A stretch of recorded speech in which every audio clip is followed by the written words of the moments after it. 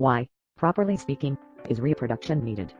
Who has come in this world? His grief is clear during the lifetime of any being. Its genetic material is gradually distorted, faults accumulate in it, and as a result its viability diminishes and finally it dies. We will not examine the other theories of obsolescence as this is out of scope of this article. The phenomenon of reproduction of all known beings lies in the fact that the descendants obtain genes practically free of these accrued faults.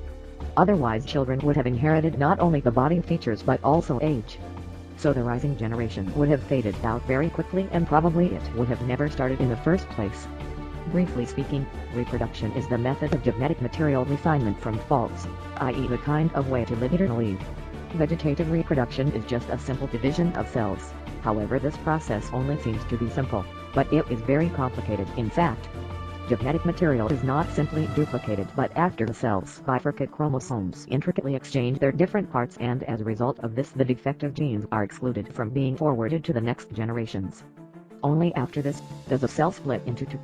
Nevertheless, there is a very high probability that all genes in a chromosome's spirals happen to be damaged and it will be impossible to get non-damaged one. As the way to eliminate or to significantly decrease this probability, nature came to the sexual process. Its main difference from vegetative is that non-identical genetic sets from two different specimens with absent correspondingly damaged genes participate in exchange. Besides, it becomes possible to build the features and characteristics from different parents and this simplifies adaptation to ever-changing environmental conditions. The advantages of sexual process are costly. Vegetative process is more simple and reliable, that's why many beings still practice reproduction in both ways. The sexual process is usually rewarded with deterioration of living conditions, when the faults in genes become more often and the necessity to change something in life becomes more obvious. When everything is fine, simple division is the way to go. Briefly speaking, despite the complexity in implementation, sexual reproduction provides higher quality refinement of genetic material from generation to generation. It also creates higher diversion of properties, characteristics, and features in specimens and it gives significant advantages for adaptation to ever-changing environmental conditions. About hermaphrodites and evolution of reproduction methods. Do not multiply the fundamentals needlessly. There must participate two different specimens in the sexual process but it follows from nowhere that they must be of two different genders. Hermaphrodites use sexual reproduction but of one sex. Each hermaphrodite individual has complete set of genitals and can equally play a role of a male or female and it is not unusual for the specimen to do it simultaneously. For example, some species of snails can copulate in large groups joined in long ribbons or rings. Hermaphroditism is not so bad. It is more reliable and simple than different genders. In fact, if we were normally hermaphrodites, our conjugal life would have become easier but probably not poorer. Judge for yourself. In spite of double the chance to find life's companion we would have had simplified acquaintance and courting procedures at least. Then why don't unisexual creatures dominate on Earth? From this point, the most interesting things begin. Life on Earth was conceived approximately 3.5 billion years ago and reproduced vegetatively at first. The moment of invention of sexual reproduction is not certain, but the first cellular organisms, which appeared about 800 million years ago, used sexual reproduction, at least occasionally. Most of those organisms like snails, worms, etc., that survive to our days, were mostly hermaphrodites, i.e. obviously unisexual beings appeared much earlier. Their predominance ended in the Silurian period approximately 400 million years ago. Along with them, the predominance of unisexual propagation came to an end. Since that time, dioecious reproduction is a rule because it has important advantages. What advantages? One of them is very obvious. Some hermaphrodites but not all are able to copulate with themselves, and unlike masturbators can have posterity. Of course such an extreme incest contradicts the sense of dioecious propagation and should be prevented somehow because this kind of sexual reproduction is barely different from vegetative. However, real hermaphrodites practice self-copulation very seldom and generally for a very valid reason, absence of another being within its reach. Otherwise, some safety mechanisms eliminating self-fertilization are triggered. Initially, sex specialization is one of such mechanisms but this is not enough to squeeze out hermaphrodites. About different genders and sexual selection. Do you love me? Yes. Ah. But where are the bees? From the talk of two flowers since old fellow Darwin, it is usual to believe partially against his opinion that natural selection is based on casual, spontaneous death of creatures which are not adapted enough to living conditions. Such selection together with variability was called evolutionary force. Meanwhile, this way of selection is very inefficient. The man himself acts with far greater efficiency selecting new breeds of animals and plants. He achieves results in a few generations rather than in hundreds of thousands of years. The essence of such selection is to choose deliberately the parents of initial species, who carry the desired properties and disallow a reproduction of another beings without such properties. Actually, there is no need to kill these outsiders. What humanism? Besides, the chance still remains to correct judicial mistake if this is going to occur. Obviously, the usage of the same selection methods by nature itself can accelerate the pace of evolution and thus improve the ability of the species to adapt to ever-changing environmental conditions. However, how can nature implement this in reality? It needs to have some kind of judge, making the decisions of who deserves and who does not. The easiest way is to apply the hypothesis of God's existence, but this is a way to avert the answer. It is acceptable that this judge is not alone. The most important is that they all should judge more or less by the same laws. And there are a lot of judges and they are named female. They pass a verdict which males will last in descendants and which will not. That's why such selection is called sexual. It is interesting that Darwin himself paid great attention to sexual selection, but this did not find the proper response with the other scientists. Can there be a sexual selection among hermaphrodites? Let us imagine a unisexual being which should have been rejected as fire. It is refused time after time, but finally after some refusals, it finds the same loser and they will agree some way. In the world of different sexes, one outcast male cannot help another one in bringing offspring, but there are no outcast females in the animal world because one male can mate with many females. And usually it is still far from the limit of its fertilizing productivity. Taking into account that the number of males in population usually equals the number of females, hence male fertilizing potentials are in extreme abundance, and it means that females always have more or less wide choices of a mating partner. This choice might be disguised or hidden, but nonetheless it always exists. Exclusion of females for the same purpose of selection from the reproduction process is too risky because their unborn cubs cannot be born by another female. A female gives birth by herself to as many offspring as she can and simply physically cannot substitute another female. The male is a different matter.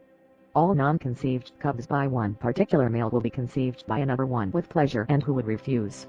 That's exactly how it happens in reality. The 1/6 seal males fertilize 5/6 of females, the others have to pretend that they do not need this at all. Even more extreme disproportions are known among sea lions, where 4% of males mate with 88% of females. The same picture is typical for all gregarious animals. Amongst the species which live in pairs, especially birds, it is customary to fertilize before a pair family is formed and sometimes after, but with another male, often in sight of a lawful husband. In other words, the pair is formed for doing household chores, but fertilization is often done under gregarious laws. Besides, males are born in slightly higher numbers than females, and the more males are born, the worse the living conditions for the species are. All this leaves room for choice even among strictly paired animals. Plants, even diclinous ones, are not able to make such selection. See epigraph. That's why complete heterophalism in the floral world did not become dominant and probably remains as one of the ways preventing self-fertilization. Thus, gender differentiation assumes some explicit or implicit form of copulative polygyny, but the fundamental principle of dioecious propagation is the principle of females' irreplaceability. For accelerating selection and making it purposeful, some part of possibly potent males by all means will be excluded from reproduction process, with the growing share of the others. From the principle of females' irreplaceability follows the fundamental differences between males and females' behavior. As females are of a far greater value for the population and males are born in significantly higher numbers than needed to sustain specimen reproduction, thus, their personal value for the species is far lower. This circumstance is fixed in appropriate instincts which require from female to be more careful, avoid risk, take care of themselves in the first place, and demand caring from surrounding people. For example, it is well in line with this instinct that women are more egocentric and trust more intuition and feelings than logic. Intuition and feelings are based on practical experience, including the experience of a whole species, so they are proved with practice and considered to be something more reliable. We will return to this subject below any number of times but once and look it through with greater details at the end. Briefly speaking, dioecious propagation provides much faster pace of natural evolution by setting up effective sexual selection under which some part of males purposefully rejected. About variety and risk: if all the specimens are look alike like nuts on a conveyor belt, then all the hassle about choice does not make any sense. In order for the selection to make any sense, there has to be a due variety of specimens. Of course, after hundreds and thousands of generations it is possible to form some optimum features and properties, which will provide the highest viability of each specimen and thus, the highest viability of a whole species. But as a matter of fact, the conditions which affect the very existence of species are anything but permanent, and the direction of future changes is totally unpredictable by nature, despite its so-called wisdom. That is why specimens are needed with non-optimized, needless, and perhaps harmful features and properties for the current conditions. If the conditions change, some of these features and properties might happen to be extremely useful. Giving birth to such creatures, nature definitely takes a risk. They are currently less viable, but it is necessary to take a risk since no risk, no champagne. Nature does not know any other way to predict the future except hit and miss despite of whatever it is ascribed. Is there any other way to minimize undesired consequences of such risk? How to make the consequences of such chaotic experiments mostly misses less threatening for the viability of the whole species? Elementary. If possible, females should not deviate from the optimum but instead, males should become the objects of experiments, because unsuitable males can be easily excluded from the reproductive process without a danger of decreasing the number of children in a whole population. On the other hand, just a few outstanding males can father all the children in a population. It was noticed long ago that the ratio of newborn males to newborn females strongly depends on living conditions of the species. Under unfavorable conditions the share of newborn males increases. Thus, variety increases, selection speeds up and toughens, and this in turn leads to the faster adaptation to the new conditions. Under favorable conditions the share of newborn females increases and it creates possibilities for fast proliferation of species. Briefly speaking, to increase the effectiveness of sexual selection, males, as objects of choice, must own a widespread variety of different features, properties, and qualities up to the explicit non-optimum of certain specimens, in order to cover the widest possible spectrum of future probable species demands. This diversity can only be chaotically random due to the impossibility for natural evolution to predict the future thoughtfully. On the other hand, females do not need to be extremely diverse because it is too risky, and carrying out the advantages of such diversion will fail due to the small numbers of descendants from each one. About conjugal strategy: why cannot women and men find each other even if they are so eager for each other's companionship? That is so because they make a search based on different criteria as they pursue the different goals in their eagerness. Moreover, this eagerness for each other is not unconditionally friendly and resembles people's behavior on a market. Seller and buyer are eager to find each other and strike a deal as well, but each of them tries his or her best to get the maximum profit from the deal, frequently without any consideration of another party's possible losses. Nature, alas, is devoid of sentiments. As it has been mentioned above, the principle of gender separation assumes that the small group of males fertilizes the disproportionately large share of females, forcing the major part of male population to pose themselves as hopeless bachelors. Such strategy allows to quickly adopt new and useful features and properties in descendants and saves females from reproduction of useless genes. To achieve this, males and females should have significantly different behavior while searching for their nuptial partners. Every male should be eager to change females as often as possible, considering himself as the carrier of uniquely useful genes.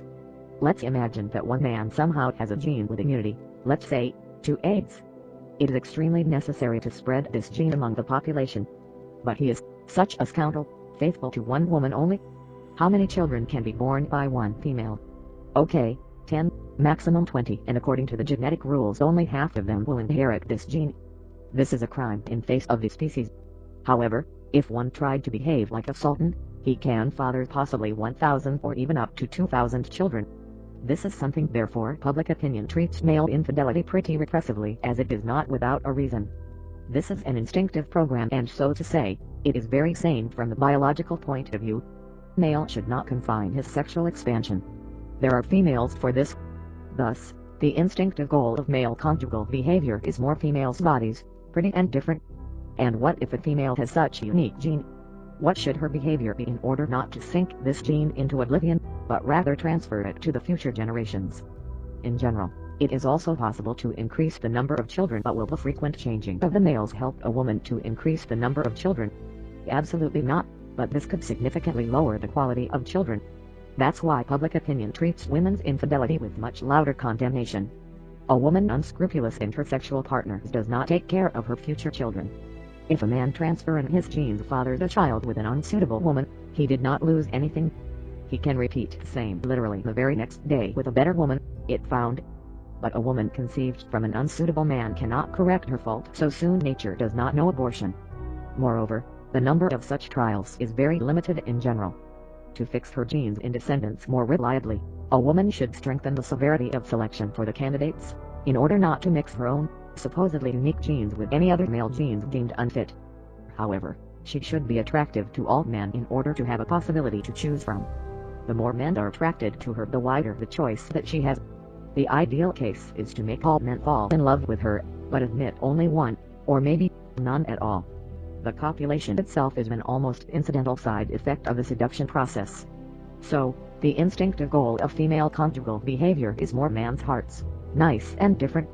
After a man's heart is captured, a woman can't lose any active interest in him, just continue keeping him for her collection, meanwhile seducing the others. It is necessary to make a point that only the base of the differences of conjugal strategy is described here. Below we will look at instinctive factors which fill this base with specific content. Briefly speaking, in order to implement the advantages of sexual selection, males should be eager to make as much as possible. They are the fighters for quantity of offspring because their qualitative mating potentials are practically unlimited. To achieve the same goal, females having limited childbearing potential are eager to get the best quality of posterity. Due to this fact, only females are the selecting subjects, and they are interested in the maximum widening of the pool of potential partners in order to ease the choice of one with the best qualities while denying all others.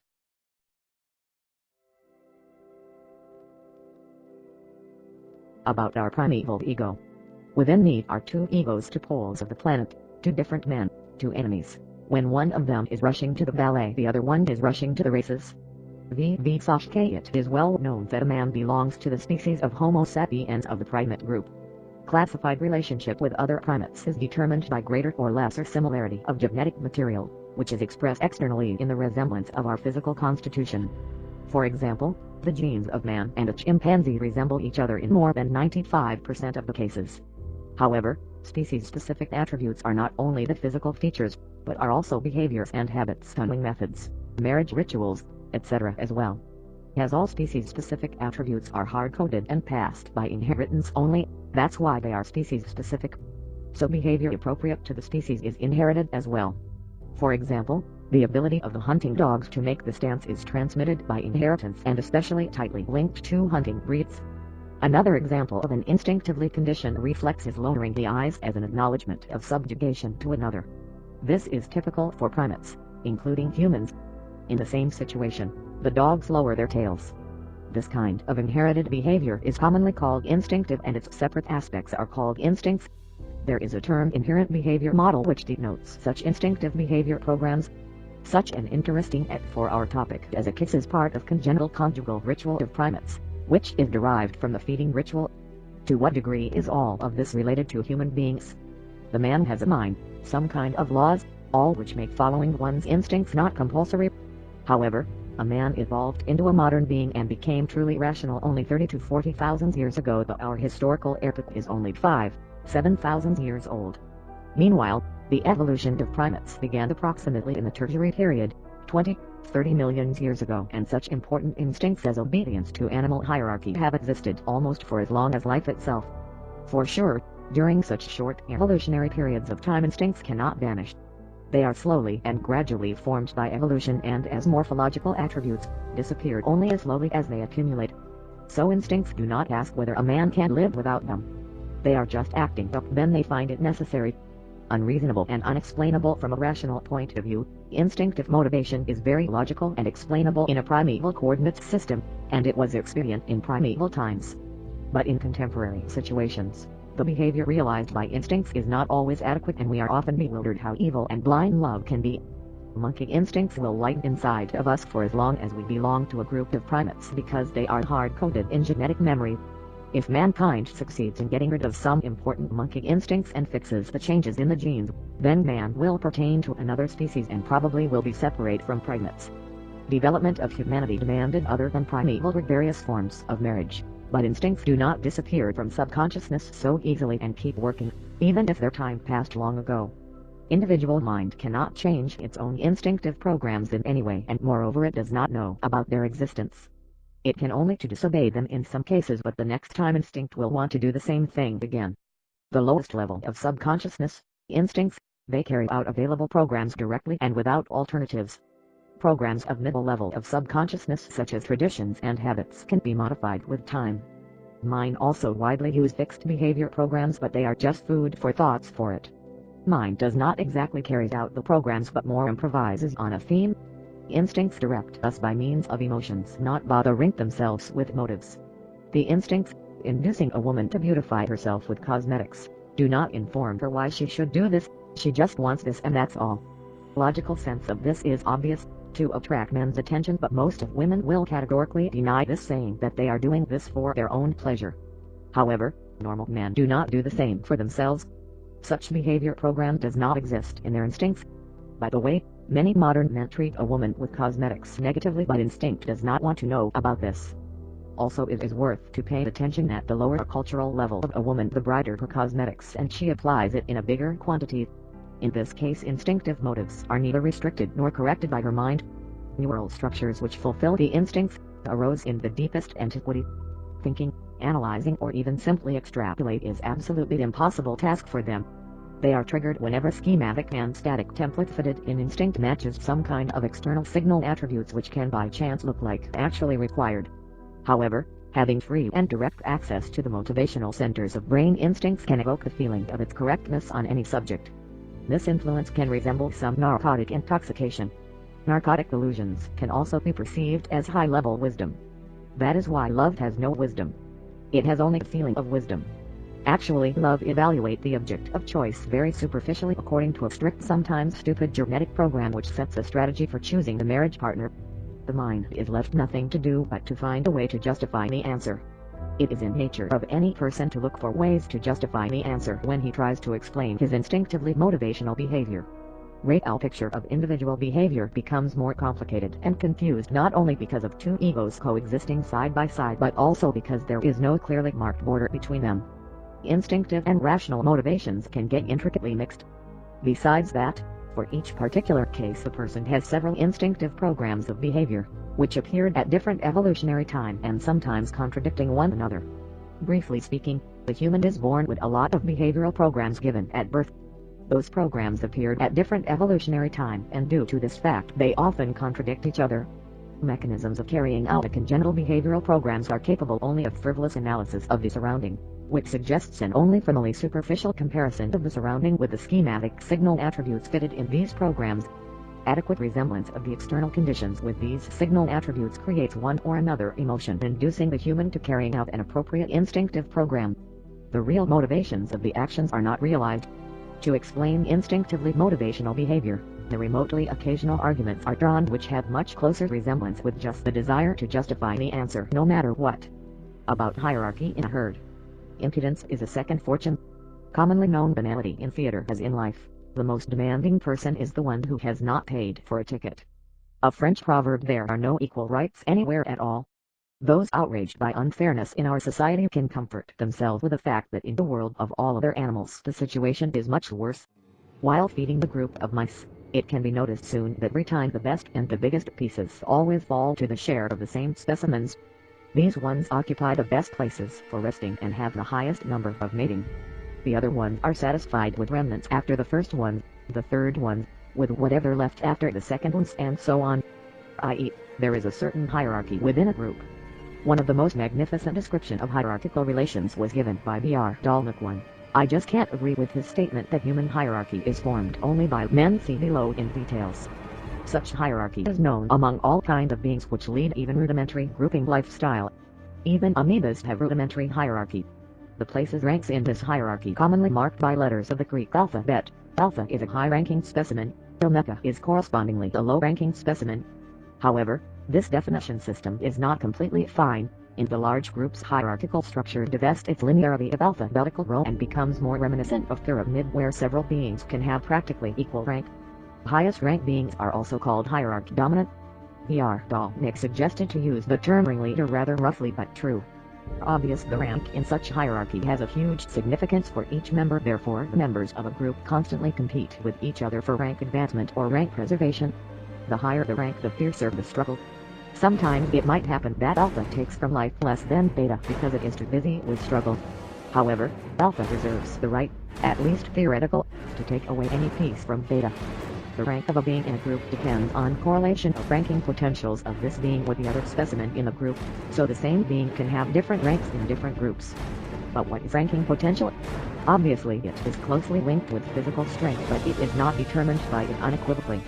Wasp's ranking potential, for example, is identified by the number of bristles on particular body parts. Rooster's ranking potential is identified by the height of his comb. The number of bristles height of comb just shows the rank but does not determine it, and the other beings are guided by these attributes which are coded by the same gene as ranking potential. The same happens with the other animals, but not all of them identify ranking potential in such simple way. Even among the animals with not too high organization, for example mouse, good physical strength only allows avoiding the lowest places in hierarchy but does not guarantee the highest. The higher animal's level of development, the weaker correlation between ranking potential and physical strength. Since very different species, especially including very primitive ones which are incapable of learning, possess hierarchical behavior, so it is possible to admit surely that the base of a ranking potential is given to a being with its birth, maybe together with bristles or something like that. Specific low, or high-ranking behavior is started showing from the first days of life. Thus, behavior of a being inside the hierarchy is controlled by indigenous behavioral mechanisms, i.e. by instincts. Victor Dolnik calls this ranking potential the power of importunateness. Well-known psychologist Vladimir Levi calls it power of impudence, and that is possibly more precise. They prove that the crucial component of ranking potential is assurance in own superiority, possibly and very often not supported by any real merits and even totally groundless. Indeed, the assurance of one person can hypnotize the other one, and including himself or herself. It can be assurance of a student before passing the exam, or a driver in front of a policeman, or guru in front of believer, or a politician facing the crowd, or a leader of a sect facing his followers, and etc. Greater than usually, alpha concentrates on internal struggle with greater determination, persistence and pleasure, which often turns into end in itself. This struggle is much less pleasant for omega. He is more inclined to yield. From here there is one more parameter affecting ranking potential. Ranking potential is a degree of compliance or vice versa, degree of propensity to conflict. Acceptable volume of conflict tension is directly linked with ranking potential for each being. The lower ranking potential, the less intensive conflict causes the sense of discomfort. The number of vacancies on hierarchical revenues is limited by default and does not depend on average ranking potential. In other words, increasing ranking potential of all beings in the group, the number of high-ranking beings will not increase. The same hierarchy will be formed, but probably even tougher and more aggressive. Different degree of individual compliance has a very important biological meaning. It allows to decrease tension of internal struggle within a group and thus avoiding needless death of its members. The spreading of the conflicts in such community or a group, even if they arise, are restricted to the closest neighbors in hierarchy instead of everybody against everyone. Besides, altruism of omegas opens the possibility to consolidate the efforts of all members of the group on its fight for survival, which is particularly important for species possessing no big physical abilities. Exactly this circumstance, combined with alpha's higher death rate in part due to the conflicts between themselves, prevents unlimited growth of the average ranking potential of a species. Not only the strongest specimens survived, but also the strongest and the most organized groups. In fact, there are two possible ways to congregate a group: the military and voluntary. The first approach assumes rigid hierarchical structure of subordinates with ruthless suppression of any disobedience of subordinates. The second is based on altruism, assuming sincere and volunteer help of group members up to self-sacrifice. The first approach is predominant among more primitive species as the more native for basic instincts, reliably implemented in reality, and requiring no any kind of substantial intellect.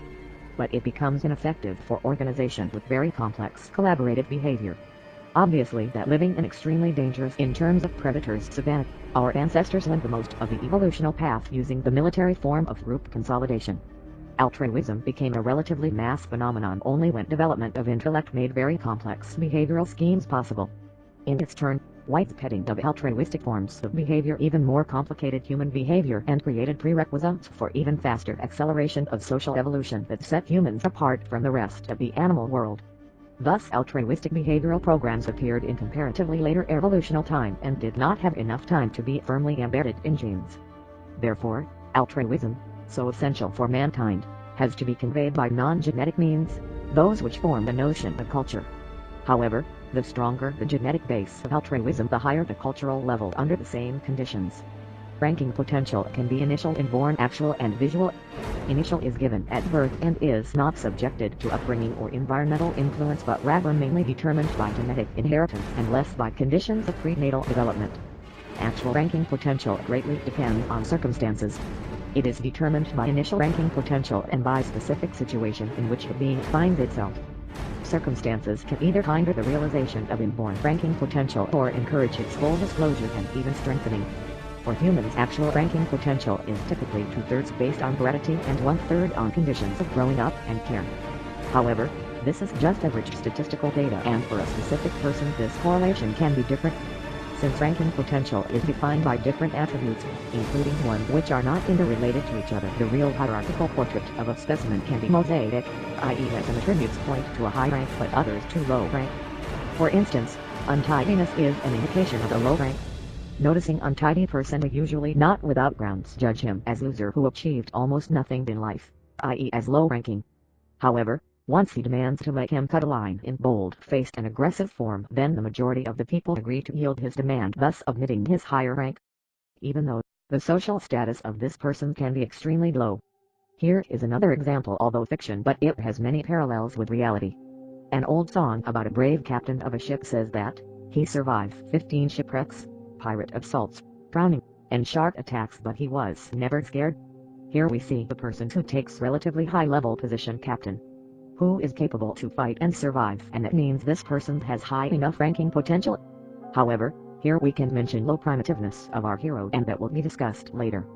But here is how the same person behaves himself with women. He blushed 15 times, stuttered and turned pale, and never dared to smile nor say hi to her. But this behavior is mostly typical for a low-ranking being. At the same time, there are plenty of men who are at ease and very bold with women, but desperately chicken-hearted and compliant when it is necessary to put up a real fight. From mosaic of the ranking potential as general notion is derived the notion of visual ranking potential as a sum of signaling attributes, possibly secondary ones, expressed prominently enough for triggering the other specimen's instincts. A good example of the visual rank is a low-ranking rooster with a glued-up big comb. Such one is perceived by all other roosters as high-ranking, but once the added comb is removed, its status plummets down. One more example, a person suffering from narcissism. The person who is in love with himself can produce an impression of high ranking on some people, but at the same time he can be completely deprived of ability to fight for his place under the sun that is the very essence of high rank. On the other hand, the friendly person, even quite successful in life, can make an impression of low ranking. Moreover, different specimens can be impressed by different signs of ranking potential, i.e. sensitivity of the different specimens to the different signaling attributes comprising the pattern of the specimen's image can vary. Visual rank can be equal to actual rank but might be not. As it was mentioned above, this happens because the neural structures implementing instinctive behavioral models arose in the deepest antiquity. They are relatively primitive and react on surrounding conditions very superficially and stereotypically. A specimen can be low-ranking by nature but possess one or two visual attributes of a high rank. Then these one or two distinctively visual signaling attributes can have an effect on someone, despite of the objectively low-ranking potential of their owner. Alas, even their own primeval goals are achieved by instinctive programs only on average and with high inaccuracy due to the primitive mechanisms of their realization. Briefly speaking, humans, as all other gregarious animals, have propensity to form hierarchical social structures where behavior is regulated by proper instincts. The ability to take a certain rank in hierarchy called ranking potential. Ranking potential is defined by many parameters, starting with physical power, but for highly organized creatures, it is mainly defined by an individual's profound confidence, primarily innate in his/her right to be above others, probably neither supported by any real merits nor having any grounds. Other most important elements of the rank potential also are conflictability, i.e. the desire to initiate conflicts, then conflict endurance, i.e. ability to withstand conflicts dictated by someone else, then the degree of compliancy or incompliancy that can be either closely connected with the above named factors or can be an independent phenomenon. Due to the certain independence of the factors affecting ranking potential, there is a possibility that hierarchical status will be revealed as mosaic, i.e. when some attributes point to a high ranking potential but others to a low, and thus, it is acceptable to judge about ranking potential as a general notion. Right from its birth, every specimen has a certain ranking potential which is conditioned as much by hereditary factors as conditions of prenatal development and serves as a foundation for the actual rank in the adulthood. Actual ranking potential depends also on conditions of growing up, upbringing and formation of personality. All these can either suppress or empower inborn bases of ranking potential. Visual ranking potential is defined by presence in specimen of one or more secondary but nonetheless clearly expressed attributes of high or low ranking potential. Visual ranking potential often can be elusive, i.e. not corresponding to the real ability of a specimen to ranking struggle. About primitiveness and culture. What is the difference between woman's logic and iron logic? Woman's does not rust. An old anecdote to the English reader. Primitive is not misspelled primitive. This is a scientific term offered by the author, originating from primary and primates that is described below. In contrast to the majority of animals, different people are subject to instincts influence with different degree. If someone is not subjected to instincts influence completely, but lives by rational thinking, that means such a person is absolutely non-primitive in real life. Such people do not exist. The other man that is directed in life only by feelings, that is to say is fully subject to the instincts, is absolutely primitive. Such people sometimes exist in real life. Dziarski introduces a term power of a model, which is an index of ability of a given behavioral program to dominate among similar ones. This is because for each situation the brain usually has several behavioral programs, among which there are both innate and obtained, and which one of them will be accepted for execution under other equal conditions depends on the power of each behavioral model. So, primitiveness is a degree of domination power of instinctive over rational models. Rudiments of non-primitive behavior are observed among many higher-level animals. More significant traces of it are seen among primates, but only in human society did non-primitiveness become relatively mass phenomenon. The term primitiveness is not identical to the term culture. Culture is kind of a derivative of primitiveness.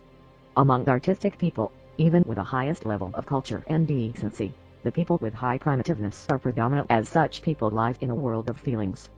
Although the term culture is intuitively clear without any explanations, it is very difficult to give it a precise definition.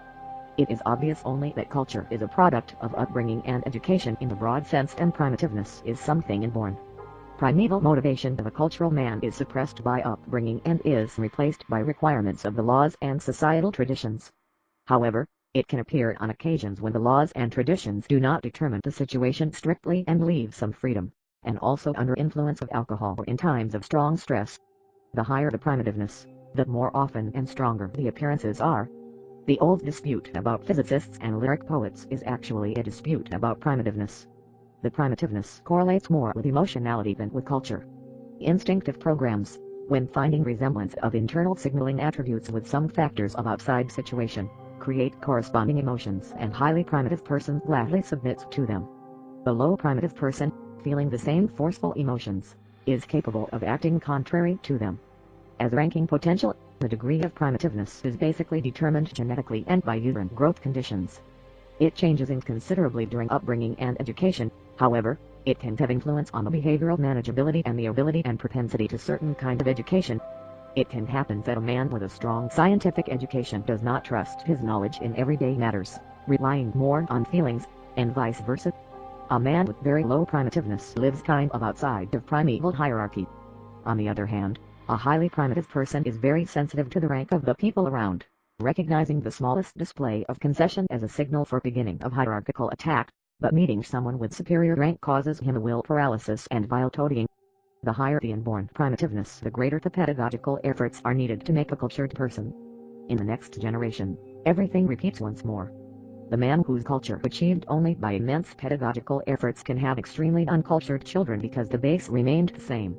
A newborn child, of course, has no mind and therefore lives according to instincts regardless of the level of inborn primitiveness, but soon this level will begin revealing itself.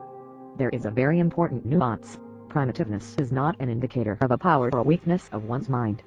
It is a degree of confidence to one's mind in practical cases. Highly primitive but highly intellectual scientists can easily combine strong scientific knowledge with sincere religious faith, which dates back to the instinct of submission to alpha. As was mentioned above, women trust intuition and feelings more than logical conclusions. This composes the so-called woman's logic, i.e. the highly primitive specimens are prevalent among women.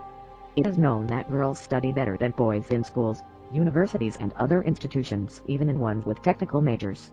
While studying, not only theory is lectured, but also practical tasks are solved, and laboratory works are held. And girls are doing this better than boys. But when the time comes to utilize the knowledge in practice, the much needed thought does not come to mind. The fact that women are more religious is also caused by higher primitiveness. There is no rank higher than gods, but it does not really matter whether a god exists or not in the first place. Undisputedly, a man as a social being is very multidimensional and is not completely fitted into the three-dimensional space, low high primitiveness, alpha omega, and high low culture. However, the events interesting to us occur exactly in this space. And also it is worth to make a point that primitiveness is a general notion, showing average power of all instinctive behavioral programs.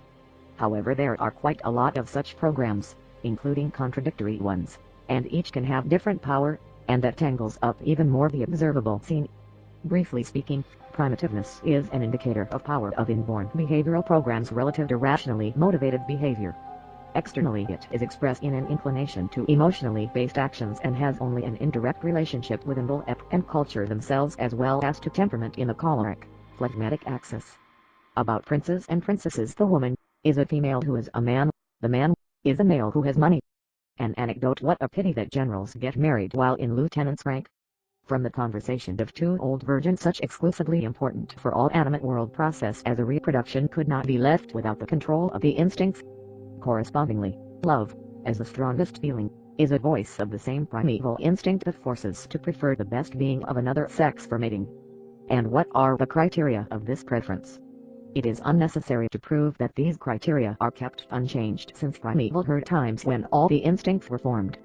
It is possible to say that during its formation the instincts took a photo of the situation existed at that moment and keep verifying with this picture for as long as the species exist. Thus, the instincts allow choosing a perfect partner from the primeval point of view.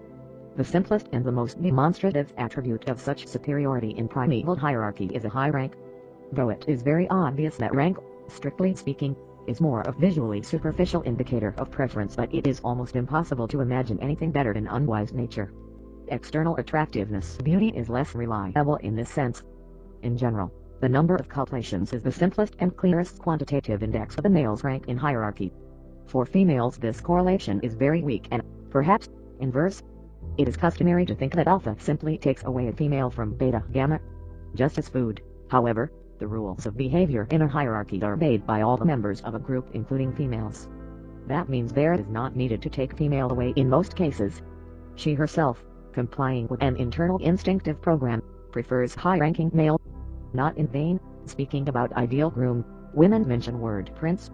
Real prince is not a plebeian job and usually he is a real candidate to become king. Sure, it is not the only tendency. For instance, there is an instinct of fresh blood preference manifesting itself as sexual curiosity. The goal of this instinct is a counteraction to mating with close relatives unavoidable in isolated groups. According to it, under other equal conditions the preference can be given to a new and unusual partner desirably from outside of the group. The instinct is clearly seen in males' behavior, since it conforms well to the principle of unlimited sexual expansion. In females' behavior it is seen with some limitations. These limitations mandatorily include ranking potential of a guest that should be not lower than certain minimum. And of course, these tendencies are combined with individual tastes and sympathies. It is important to emphasize that the high rank of a male does not give a guarantee of access to the certain female, but it is a weighty factor raising probability of this event. A correlational factor between sexual attractiveness of male and his rank is different among the species, and substantially non-linear. Males of the first several ranks of hierarchy can be almost indistinguishable by their sexual attractiveness for females. Therefore, dominant males must fend away subdominant males from females. However, beginning approximately from the middle of hierarchy and below, sexual attractiveness of males decreases so much that dominant can afford not to worry. It is highly probable that such male will not be admitted by females themselves. To the English reader, now let us tell you a couple of words about such picturesque character of Russian anecdotes as the Captain Darhevsky. Captain Darhevsky was a hussar. Hussars were an elite kind of cavalry in Russia in 19th century. Only tall, healthy, often handsome men were accepted. Beautiful uniform along with a huge mustache made them very popular among women. Soon the word hussar became synonymous to Don Juan. Captain Darhevsky completely matches this definition. Along with phenomenal success among women, he was distinguished with self-confidence, vulgarity and ignorance, which he was not ashamed of. This character is very much like 19th century Captain Frank Drebin from the popular movie series Naked Gun. For example, one of anecdotes of a series about Captain Darhevsky. Once Captain Darhevsky was dancing on ball with a noble young lady. Suddenly she is telling him politely, "Ah, I am not feeling well. Would you excuse me for a minute? I need some fresh air." Captain, "Okay, go. But be quick on it. Just far off and be back." Kornet Obolensky is more delicate character of these anecdotes. Now for illustration, an old but very demonstrative for our topic anecdote. Once Kornet Obolensky asked Captain Darhevsky, "Captain, sir, would you share your experience in seducing women so quickly?" But what's here to explain? Come up to the lady and ask, "Ma'am, may I stick it in?" But Captain, that's a sure way to be slapped in the face for such rudeness. Well, there could be a slap in the face, but nonetheless, I somehow still managed to stick it in. And now let's imagine that Kornet followed the captain's example. Imagined. So what? You are absolutely right. He will get slapped in his face. However, it does not follow from the text that Kornet is less attractive than Captain, and moreover, he is obviously more civilized and decent. Also, let's imagine that Captain expressed his proposition in over-sophisticated and delicate phrases. Will he get the rejection? Of course not, but even more possible consent. But what if Kornet will propose in the same refined language? In this case, he might not get slapped in his face immediately, but the final result probably will be the same, though for some time he will be kept on a short string and jerked around. And he will be ridiculed. I.e., actually it does not have any serious significance for a woman how a man expresses his desire, but it is extremely important for her who does it. If a man has a high-rank captain, then women will forgive him almost any behavior and almost any weaknesses. If he has a low-rank cornet, then even complete impeccability will not help him. Moreover, Captain really does not see any problems with this. Neither he has them personally, nor he even suspects that the other men might have them, because he does not assert any efforts to conquering women. Moreover, women themselves often put up certain efforts to win him, and he sincerely thinks that women treat all other men the same. But who of these two will be a better husband? Faithful, decent, hard-working? Anyone but the captain. But whom will women want to marry the most? You are right, the captain. And in addition to this, in original movie Hussar Ballad, the Captain Darhevsky was an open and convinced opponent of Hyman. It is said that women love masters. This is true, but it is only individual case. Even possession of strong elbows, i.e. the ability and readiness to fight for one's own interests, is an individual case in conjugal relationships. Love, as a call of instinct, cannot contemplate, and that's why it is often triggered on visual rank rather than on actual one. It happens that Captain looks like pitiful whiner crying that he is so perfect and superior, but the ungifted people around do not appreciate him, or like capricious child with child women egoistic character, and all people tiptoe around eagering to please him in every possible way. Any other cases are possible. The main thing is that he is sincerely sure in his own superiority. It is obvious that such whiner and moaner is not the worthiest family continuer even from primeval point of view, and the actual rank of these people as an indicator of their ability to succeed in life is very low. However, instinct formally reacts to the above-mentioned assurance, which is the main signaling attribute of a high rank. Since instinct does not bother itself with explanations and mind does not usually recognize such self-assurance as a merit, so everybody feels him in poems and in prose, the mystical and enigmatical sensation of love choice, because it is wanted against common sense and it is unclear what for. Whom do men love? The princess is not necessarily required. Men's instinctive criteria of preference are simpler and radically different from women's ones. The main woman's qualities attracting men are the newness, availability, and physical perfection.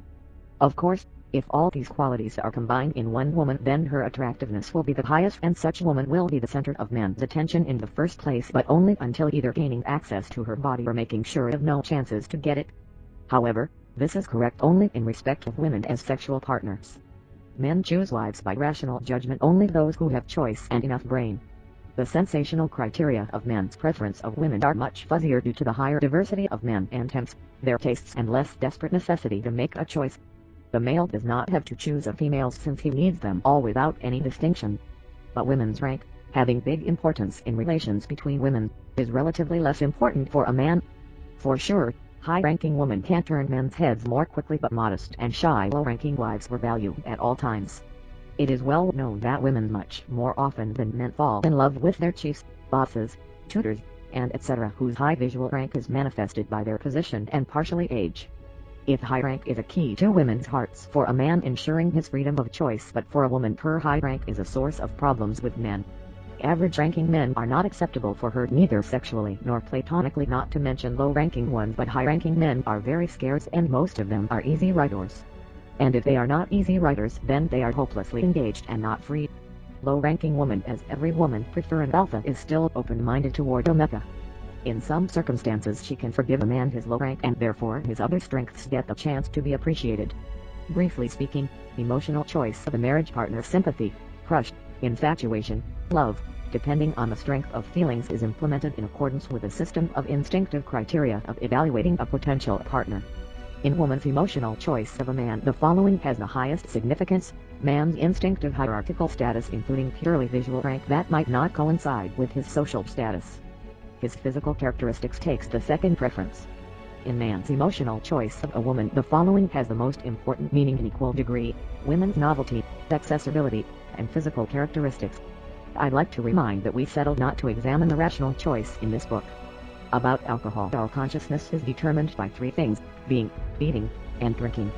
Ascribed to Karl Marx in the course of the above-mentioned poll, the attitude to alcohol was examined as well, but for unknown reasons it did not get into the tables. It was found that the girls would like to have a non-drinking husband, but in reality man's sobriety did not give him any advantages and on the contrary invoked some kind of suspicion.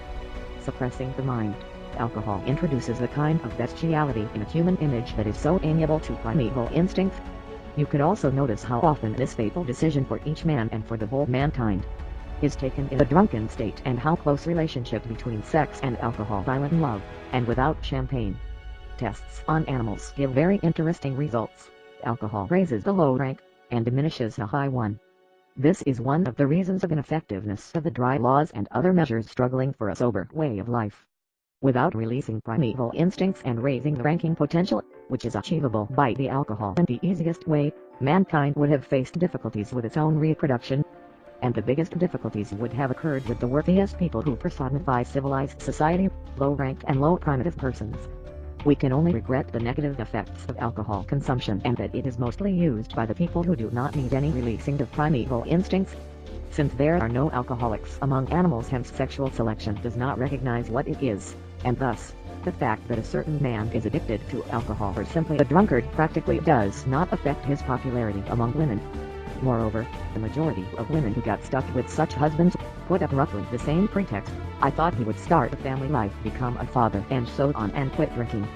But there is no clear answer to the question, why did you jump to this conclusion? Briefly speaking, alcohol, by releasing at large primeval instincts and leveling ranking potentials, eases sexual intimacy, thus increasing the chance for low-ranking people. However, negative consequences of alcohol consumption are widely known. Since instinctive sexual selection does not know anything about alcoholism, symptoms of alcohol abuse do not hamper subconscious preference of the potential partner. About bastard and fatherless children, a sleeping reason gives birth to monsters. Francisco Goya. It is obvious that the fathers of such children are mainly captains, regardless if it was done in marriage or not. Even when an out-of-wedlock child grows up in a two-parent family, with a stepfather who might not be aware, people around notice the difficulty of the child. It is commonly known that out-of-wedlock children are often regular clients of the criminal groups. Usually under the euphemism difficulty we mean the inability to control a child by civilized methods, which confirms his high-ranking potential. The difficulty and criminality of a child is usually written off to the problems of upbringing in such conditions. For sure, such pedagogical problems exist in reality, but these are not the problems responsible for the forming of specific low or high-ranking mentality. It is the game of genetic inheritance. Please tell yourself if a man who deserts a pregnant woman is decent. At least not very. However, males in the primeval herd did it exactly this way. But do the features, which caused his indecency, have the right to be genetically transferred? I will remind once more that the initial ranking potential is something inborn, and it is well seen at the infant stage. High or low primitiveness is displayed at a later time. As was mentioned, the higher the primitiveness of a child, the more pedagogical efforts should be exerted for bearing the decent and educated person. It is also important that a tutor should have ranking potential not lower than a child. It is usually said that a tutor should be authoritative over the child, otherwise all these pedagogical efforts will lead nowhere. Researches of monozygotic twins separated in babyhood show that a role of heredity in the educational process is diminished and there is no way to correct nor to damage everything by education. Quite often such twins living separately in different countries behave themselves like they grew up in one family side by side. This detraction of a role of heredity in a world and especially in Marxist pedagogy goes back to idealistic and utopian conceptions of the past, forerunners of Marxism. We can accept as proven the fact that friendliness or its main components are predetermined genetically. A man bred out a dog selecting the friendliest wolf cubs for reproduction.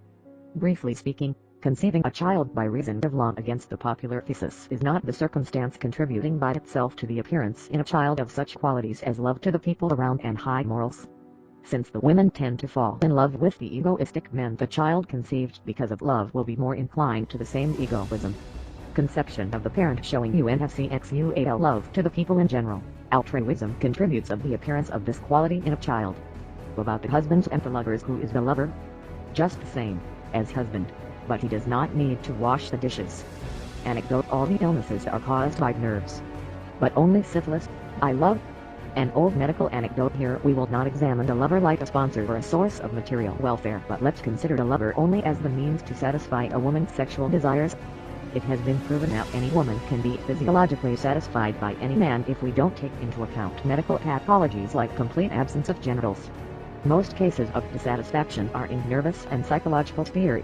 Something to notice is that the majority of dissatisfied women get satisfaction doing masturbation.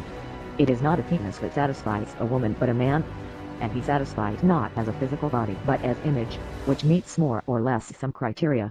If this image fits these criteria quite sufficiently, a woman starts getting a tuning to this probably fantasized man. It can be a kind of amorousness, interest, curiosity, or anything else. Without this tuning, satisfaction can be problematic, particularly to highly primitive women. But if some women can tune easily to any man, the others can somehow tune to only one of hundreds. Obviously the first probably have low ranking potential and / or low primitiveness, while for the second they are high. The tuning appears more often with a man whose ranking potential is not lower than that of the female, and his behavior goes along with the primeval conjugal rituals.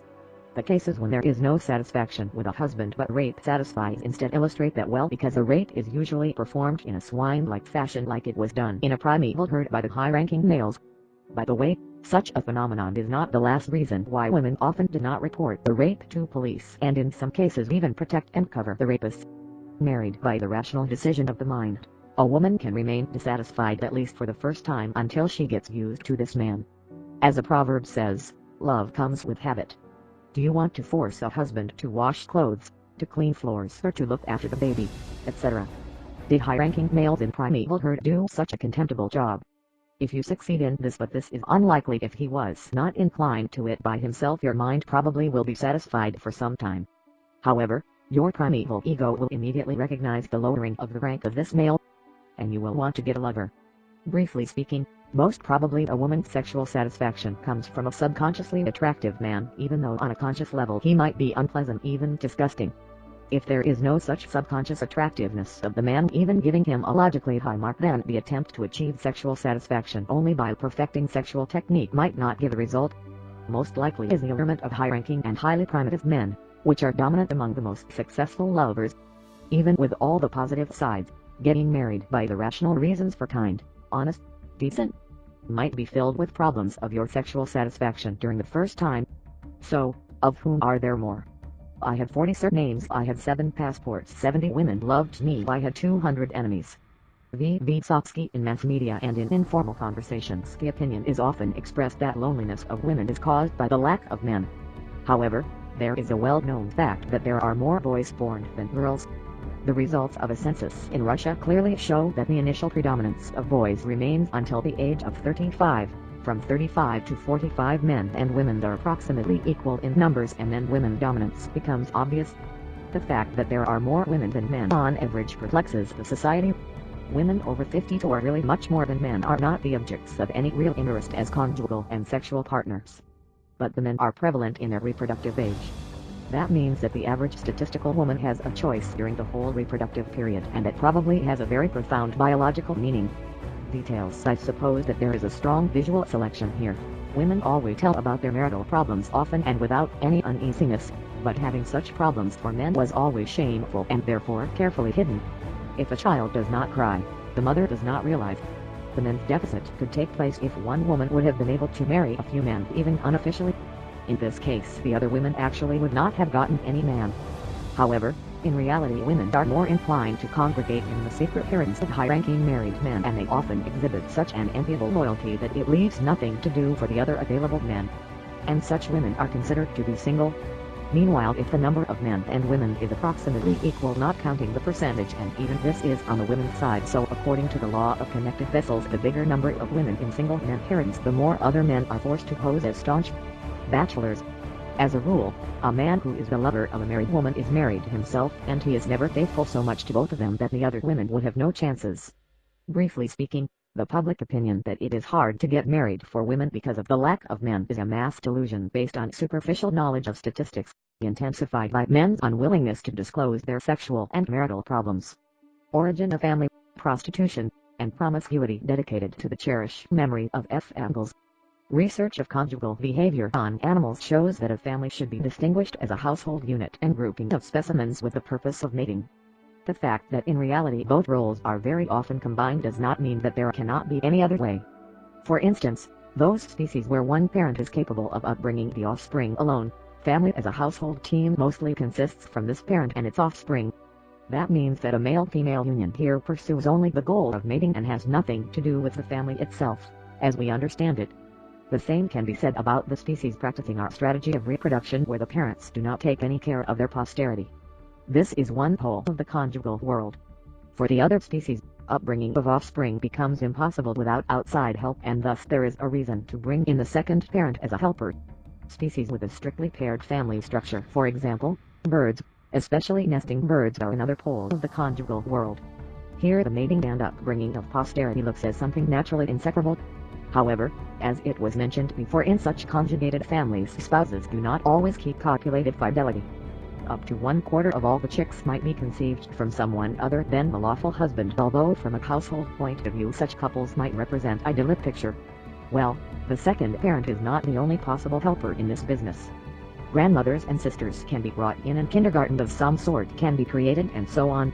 For example, a female hare nurtures with milk the first found baby hare regardless of its relationship to her. But which way is more preferable? If the main parent, i.e. the one who fulfills the major part of the job of caring for offspring, most often it is a female, but sometimes it can be a male, needs only some additional help that does not play a principally important role, then the help from the whole group in general is preferable. This is done by the canines, for example. However, if the required help borders on self-sacrifice, then this way becomes unreliable. A personal commitment is required here. How was our predecessors' business being done? Probably the main parent was female. It is obvious as well that not every grandmother lived to see her grandchildren. The sisters have their own children, and clearly women are worse hunters than men. At the same time, a child or a fetus devoid of sufficient proteinaceous food could seriously suffer from malnutrition. In these conditions, the help from the men had to play the main role, though not excluding secondary help from the other members of the group. A typical feature of the hominid behavior is the complete absence of instinctive programs of males caring for babies and for females outside the raw period. When our predecessors did not differ from regular apes, there was no necessity in these programs. Females managed quite well themselves or with minor help from grandmothers. But when our primogenitors became bipedal and the volume of the brain began to increase with the corresponding intellectual growth, the female started failing to manage alone. From one point the size of the fetus had increased, from another point a pride stance narrowed the pelvis of primeval women. This complicated child labor to the point that the child had to be born very prematurely in biological terms, and that meant helpless to follow in the tribal paths. From the third point, the growth of intellect entails prolongation of the period for brain formation and training, i.e. an even longer lasting childhood and period of child's helplessness. In fact, humans have the longest childhood relative to their lifetime among all animals. Human childhood comprises approximately from 1/5 to 1/4 of the whole life. Of course, the children of our primogenitors had a shorter childhood. If a contemporary child is helpless almost up to 6 years old, then helplessness of Homo erectus lasted probably up to 2 years old, which is long enough. So we have a child with the mother who needed prolonged and serious care, Forming a smart brain required proteinaceous food, meaning meat that could not be obtained by a mother burdened by a helpless child, but a male did not have an instinct of caring for the female. Intellect that would have been enabled to make such a rational decision was rudimental and was incapable of such action. So what to do? Since instinctive behavioral programs cannot appear out of nowhere, hence it is required to find out what other instinctive action could serve as the basis for the appearing of instinctive caring for females and babies in primeval males. What can't serve as a base for developing an instinct of fatherhood? The most realistic way is sexual affection. However, there is one very important obstacle in the way of using it. The problem is that for most species, females and often males' sexual activity is obviously of cyclical nature. Their sexual readiness lasts only for several days during a year. Outside of this period of romp, the females of such species are absolutely incapable of copulation. Nonetheless, this is the most effective way since sexual attraction is one of the strongest. Probably, one of the ways, if not the only way, is increasing the time limits of romp, specifically widening the time limits of females' ability to copulate without being fertilized and concealing the external attributes of the very moment of ovulation itself. See 2 for details. And in reality, women are unique among the animated world in their sexual readiness around the year. If a male's year-round sexual readiness is reasonably frequent, then menstruation is known only among females of the Homo sapiens species and none other. Now a female has something to offer. Thus the male gets a stimulus for her nourishing and other way of caring for her during the whole reproductive period, and other manners of caring for her, and by the way the fertilization of this female in general may not be expected. To be more specific, the male, in accordance with principle of unlimited sexual expansion, desires the maximum number of fertilized females and is somehow subconsciously interested in impregnating this female. Especially if one keeps in mind that alimony was paid not for the number of children but for the number of copulations. But a primal woman needed only one conception a year for childbirth, and not just from anyone but from one the strongest and highest ranking. But who is going to feed her? Getting a high-ranking male as a breadwinner is a dream, but with almost no chances of realization.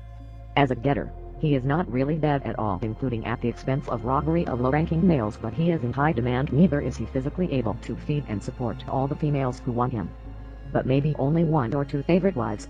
Neither he is any stimulus to this. Why should he pay for copulation if he has it for free? If it were possible to own him monopolistically, as it was said, it would have been the ultimate dream come true. Then all the problems would have been solved once and for all. However, such monopolistic ownership of a high-ranking male was virtually impossible. Even the favorite wife could not rely on him.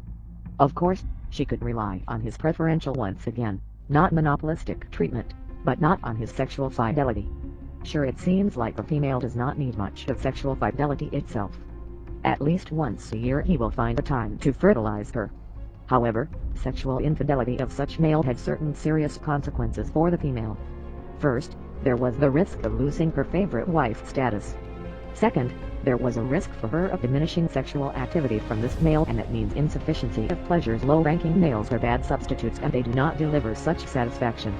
And even furthermore, the loss of the favorite wife status means lowering her own rank in the hierarchy. But here we are talking only about the favorite wives, which were mostly the females with high enough ranking potential. What to do for the others? It is very simple. For conceiving a child and for one's own enjoyment, a high-ranking male was preferred, invoking the jealousy of his favorite wives and at the same time deceiving several low-ranking males, pouring gifts in wavering hope for a long-awaited sexual act that was delayed by the female for as long as possible, up to the complete avoidance in favor of a high-ranking male. But all these low-ranking males simply did not have any other choice but to pay for their access to the body. Even considering that he probably will not be the father of most of the children of this primeval woman. In reality, such practice is a paradigm of polyandry. I'd like to point out that this necessity for females to have a breadwinner opened a gate for low-ranking males to have a real chance to transfer their altruistic genes to the descendants. Isn't this connected to the abrupt acceleration of social evolution of mankind observed in the last couple of 100,000 years based on the strengthening altruistic tendencies in people's behavior? Furthermore, during the development of humanity, during the transition from gathering to agrarian society, sometimes called the Neolithic Revolution, at some moment getting food from several different men became unnecessary. One became enough, or a rich one became enough for a few females, and even she became herself an economically more viable subject. In these conditions, the disappearance of necessity to get food from a few men lead to the automatic disappearance of necessity to give herself to the many men. Due to this fact, Our ancestors' desire to secure a nuptial union, either monogamous or polygynous, seems like natural. This not only reflected the new economic realities but hampered the spread of venereal diseases. Automatically it also met some ideals of justice. Instead of the primeval one male has everything, others nothing, there appeared a woman to every man. I have no intentions of exaggerating the influence of ideas of equality on people of the Neolithic Revolution, but in this case the equality happened as a side effect of the above-mentioned factors and taken alone was not really meaningful. Moreover, at the beginning there was a predominance of polygyny as more habitual for high-ranking males, but seriously unfair for low-ranking ones. There is one more important thing to notice. The attitude toward the female as a thing that can be bought and that does not object to being bought, multiplied by the absence of the male's instinct of caring for the female, lead at last to the system known as patriarchy. Matriarchy as the mass phenomenon did not exist among our ancestors, at least for the last 10 million years since they moved to the savannah, and probably it never existed at all. There was no instinctive, economic, or any other presuppositions for that. See 1 for details, and even otherwise. By the reason of high danger living in the savannah, a role of males as defenders increased together with a kind of militarization of the population, resulting in giving privileges to the defenders including at the expense of the female's rights. The practice of tracing a relationship based on the mother's genealogy among few peoples reflected only the impossibility of establishing a firm fatherhood under active promiscuity and nothing more. But nonetheless, since patriarchy formed relatively late, it was fixed in instincts weakly and thus could not void the fundamental principle of the female irreplaceability, that is at least 500 million years old. But every time the juridical pressure diminished, the woman became the selecting subject. Let's remember medieval knights. Moreover, even in the midst of patriarchy, the groom himself did not select the bride. It was done by a third party, usually by parents. Briefly speaking, the beginnings of bringing males to take part in the baby's upbringing appeared among our predecessors with the transition to upright posture and bipedal gait and the increasing of the brain size, resulting in a complete helplessness and prolonged childhood of the newly born. This created necessity for material support of primeval females during pregnancy and the raising of the child, which could not have survived without such support. The stimulus for such male support could be and became only the constant sexual readiness of the primeval women, which is not seen among any other species. As a result, the copulation became used for two independent purposes, one as before, to conceive the children, and another, to pay for the material welfare provided by males. Because of weak interdependency of these tasks, it is not mandatory to have the same males in both cases, i.e. a peculiar mixture of polygyny and polyandry took place, and the polyandry component was based mainly on the material reasons. The transition to the contemporary monogamous or polygamous marriage was promoted by the economic development of mankind, liberating a woman from the necessity of giving herself to many men. More about choice. Who makes a choice? In the animal world it is always the female who chooses the male. If a male chooses, this will conflict with the fundamental principle of gender separation, the principle of female's irreplaceability. Those few species where visually the male makes a choice can be considered as a short-term evolutionary deviation, and even there the female's choice is probably rather camouflaged. For example, a female can make no choice by herself, but instead she can provoke males to fight each other and then prefer the winner, or might become capricious and not prefer anyone at all. The main feature of the selection is that there are a few males on input but only one on output, and the mechanism of this selection significantly varies from species to species. It is obvious that exactly such reflected selection takes place among people. It is considered indecent and even impossible for a woman to make a choice directly without a preceding competition or even fight among men, even if in essence or imaginary. Let us recall medieval knights. Afterwards it is very hard for her not to prefer a man who demonstrates the behavior of the winner. As we already clarified above, a woman, building her relationship with the men, instinctively pursues two, perhaps loosely connected, goals. From one side she wants to get as much as possible material benefits from the men, not only instinctively but consciously as well. From the other side she wants the one who would win her heart. In primeval times any kind of convergence of these goals in one male were possible only for very few females. The majority of others achieved those goals by promiscuity. The impossibility of being fully provided by one high-ranking male was compensated by the high number of low-ranking males. At the same time, given the chance, a high-ranking male was usually preferred for sexual service. However, with the growth of economic development of humanity, the necessary conditions for arranging permanent conjugal relationships in a form of monogamous or polygamous marriage.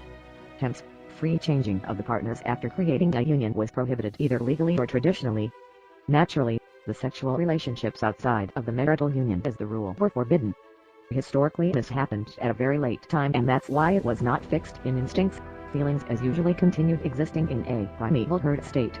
In these conditions, if potential spouses were given any freedom of choice, then the future wife was put into a very complicated and mostly contradictory situation. From one side she needs a husband, i.e. who is an assistant in family business and who is able to treat her as a human being, but from the other side, since copulating was allowed only with the husband, she wanted someone with whom it would be pleasant, someone she would feel for from the bottom of her heart. As a rule this is a high-ranking male. At the same time again, if any freedom of choice was given, it was considered preferable and purposeful to make a choice based on a call of love, which was in full accordance with the instinct of sexual preference, and that's why there was no cause for any objection from those getting married. But by this, family values as a way of mutual upbringing of the children and other mutual support were actually supposed to be left out of consideration. More specifically, it was suggested to rely on luck. Though marriage was meant to be for life, the span of a lifetime was necessitated by economic reasons. Although divorce could be permitted but one way or another, it was condemned.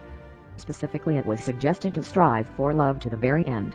Alas, we well know where it leads in reality. The bewildered mind confuses everything, once and for all, making at last a random or known non-optimal decision. Since now personal freedom, and with it the freedom of choosing a partner, is uplifted into a cult, nothing restrains instinctive calls. Naturally, all women wish to choose a high-ranking man, naively thinking that they can easily set a monopoly possession on him. Since in most of the countries monogamous marriage is established and high-ranking men aren't enough for every woman, then a deceiving situation appears that it is the men who choose. The fact that not all men can choose goes almost unnoticed. Low-ranking men shamefully keep silence about their personal problems. Yes, having a big success with women, high-ranking men indeed have a possibility of a widespread choice and can't realize their choice without burdening themselves with thoughts of a long-term relationship he has taken for his wife. This is said about them: the dominant man objectively does not need a marriage. Such a man can get whatever he wants from women. Without any problems he will find a woman, and not one who will cook for him, wash his clothes, serve sexually, and will resignedly raise his children alone, despairingly dreaming about him as a husband. It is worse for women. The instinct of sexual preference requires choosing high-ranking men, but the reality of contemporary life requires creating a family. By my estimates, high-ranking men are about 10 to 20% of all men. Therefore all women desiring high-ranking dominance create the contest of 5 to 10 women per vacancy. The so-desired men for monogamous families actually are not enough for all. This is the source of all groans about the lack of men. This is another example of visual selection. Women's stares get fixed only on captains.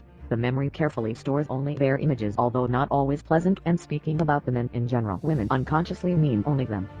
Plus, of course, there is objective selection, which will be described below.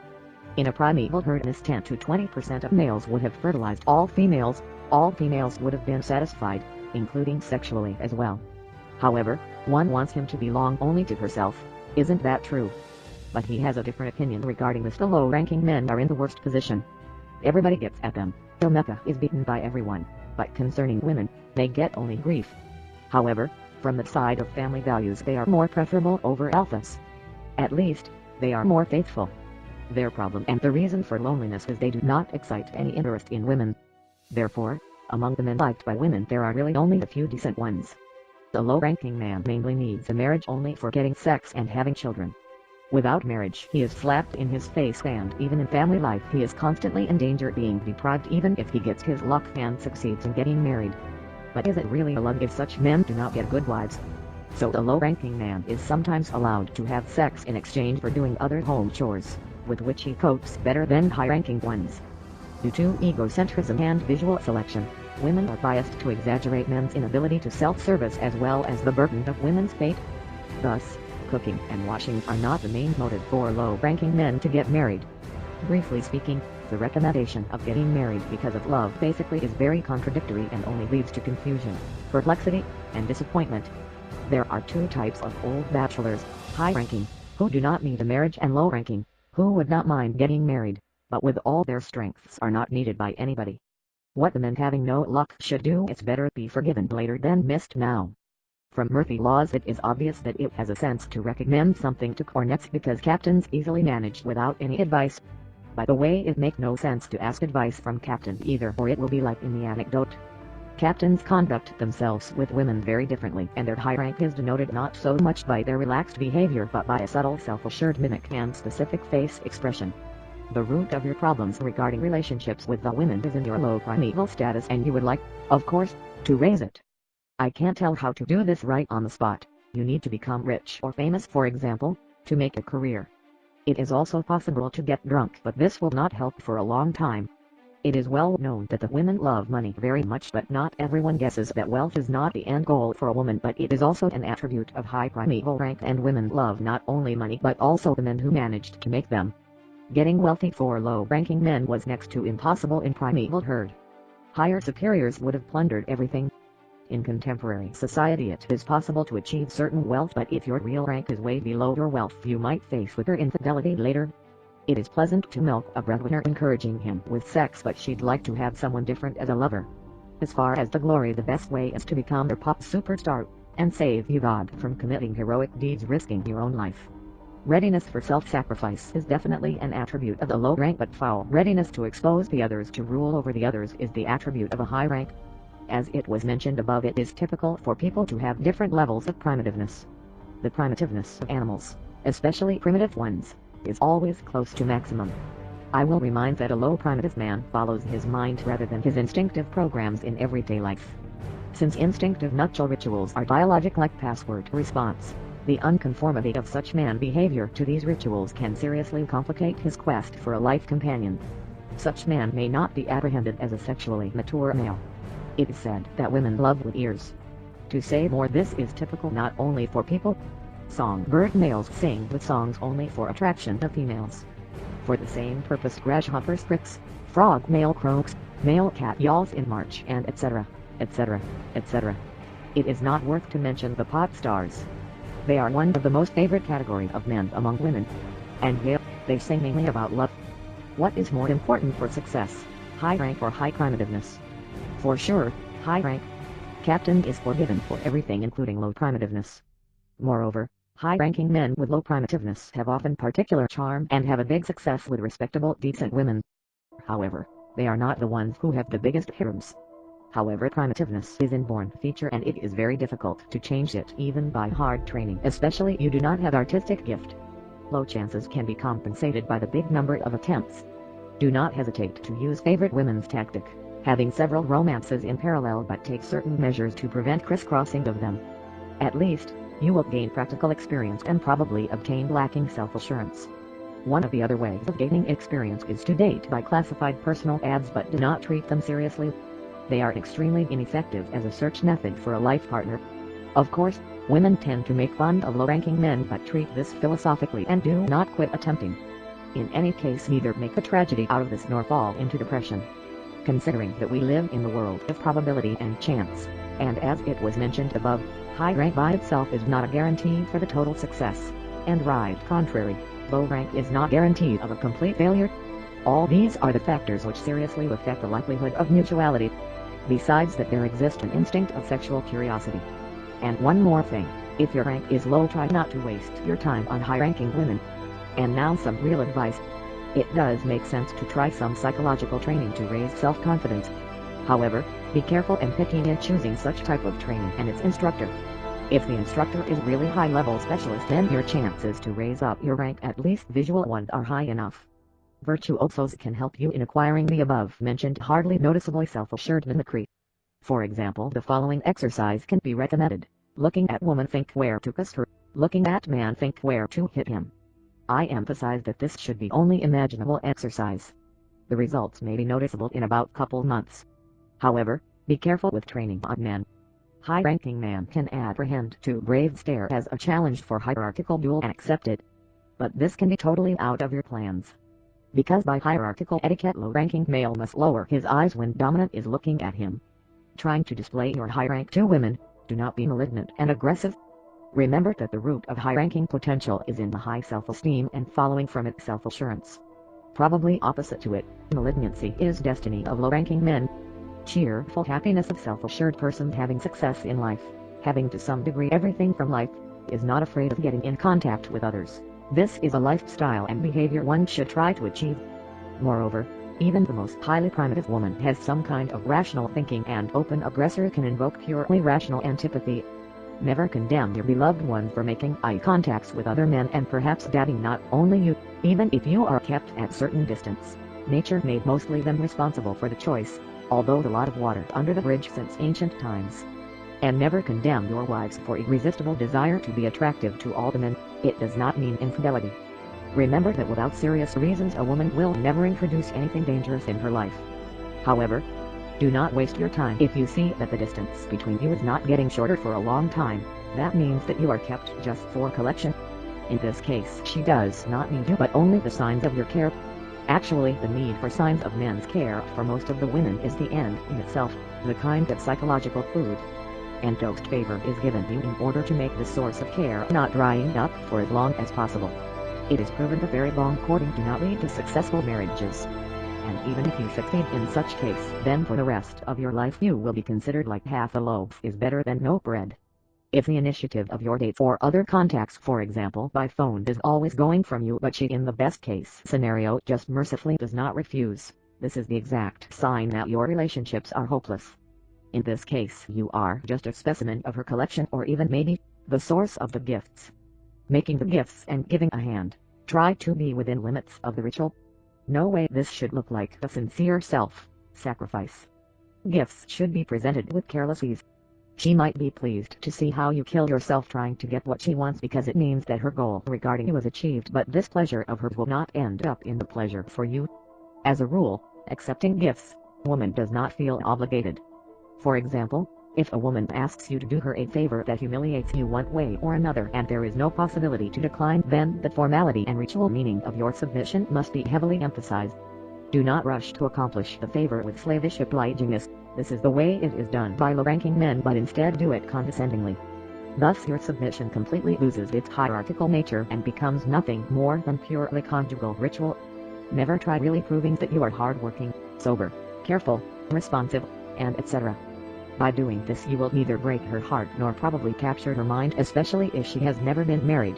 As it was said above, different kinds of parallel promiscuity, usually platonic, are typical for women. So they are inclined to try a few men simultaneously. And if she keeps the sufficient distance with all the tried men except perhaps one, this is the norm and usual practice which allows to widen the pool of candidates. Such practice in combination with egocentrism is apprehended as craftiness. This term is not really exact because often she does not know herself who will become her choice until the last moment, although as a rule she knows well who is not going to be her choice, and after the choice is done she does not always realize clearly why one is chosen over others. So do not make the scandals and do not strain your relationship over this issue. According to the instincts, women simply must behave this way. Admitting to body can be used as one of the most powerful, though risky for the women themselves as well, ways of men's seduction. In these cases, a woman comparatively easily agrees for a short-term intimate relationship which do not suppose their further development and deepening. The main subconscious goal of such sexual connection is to bind a man to herself and at the same time satisfy the instinct of sexual curiosity. On a rational level, woman usually explains such behavior as having fun. However, after a very short period of time, very often on the very next day, you might be refused in continuation of this intimate relationship, possibly with the offer to stay as friends. Poor thing, if you managed to fall in love with her. In such case, the outlooks of reciprocity are next to illusory and negligibly small. Briefly speaking, do not rush to fall in love with a woman only because she had sex with you several times.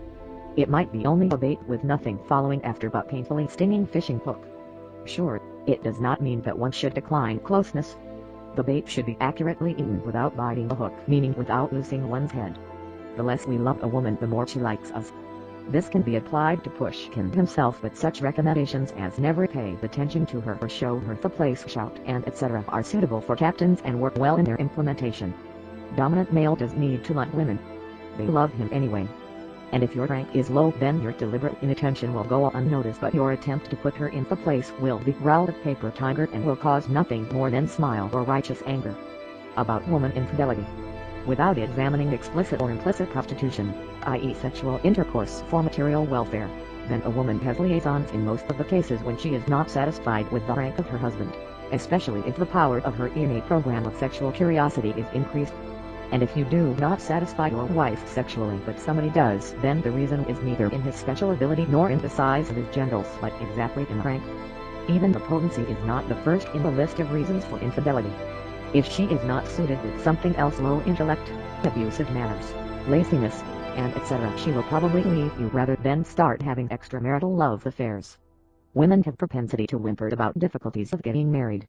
However, do not apprehend this too literally, and do not make illusions that women will rush to you pushing rivals aside. Of course, if you are not a pop star or someone similar with the highest rank, women even trying to be attractive to all men, nonetheless will keep sitting up until senility and waiting until somebody will conquer them and they will put up a defense, the fortitude of which will be inversely proportional to man's rank, thus proving by this his primeval right of close contact, even if there are no chances left. In reality, they want to get married much less than they talk about it. Especially if they are over 30, in this case. Besides other things, unwillingness to change habitual way of life is triggered into action that is also typical for men as well. Saying no man or nobody pays attention. A woman deliberately or inadvertently cheats. A woman of reproduction age getting absolutely no man's attention is something practically impossible if only men physically exist within a few kilometers. At least she will be accosted by a drunk. Such statements should be comprehended as not enough real men or not enough admirers, and there is none suitable enough among them, and we know who this suitable is. And admirers, like money, cannot be too much. So, courting a woman, even ugly, never assume that she does not have other admirers, but better consider that you're only one of possible candidates. However, be careful if a woman is overlooked or competition for her is clearly weak. It is good if only the reason for this is in her unappealing look. Otherwise, the reasons can be very serious. If women reject men for discordance with primeval criteria, then men judging by the mind reject women for more objective shortcomings. Same is true for divorced women. Good wives are tried not to lose. It is advisable to find out the reason for divorce. Do not be modest and do not criticize yourself. If you have something to be proud of, do not put telling it off thinking that this is going to be a pleasant surprise for her. This later time can't never come to true.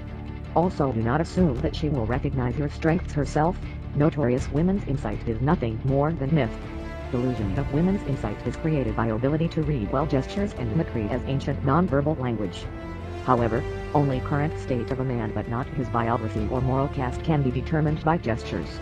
As it was mentioned above, women, following the feelings, evaluate men very superficially. I do not say about all women, but an average woman is not so insightful at all, which is caused by her egocentrism. If it were not true, women would not have suffered from pickpockets in public transportation.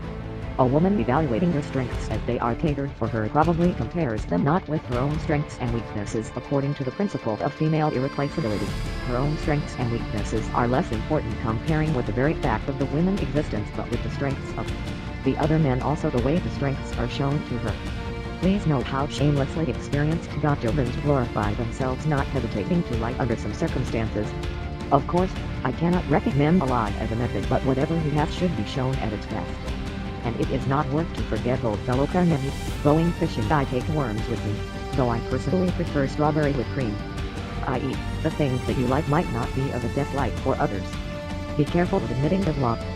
This can be the end, because the conjugal goal of a woman's behavior is to make men fall in love with her, and if this goal is achieved, then further relationships can get uninteresting for her. You will be gladly kept just for collection. The very fact that hearing of such admittance is very pleasant for a woman is just the satisfaction of a person who achieved the goal. Practical conclusion for lonely women: what should a hen running from a cop think about? A.m. by running too fast.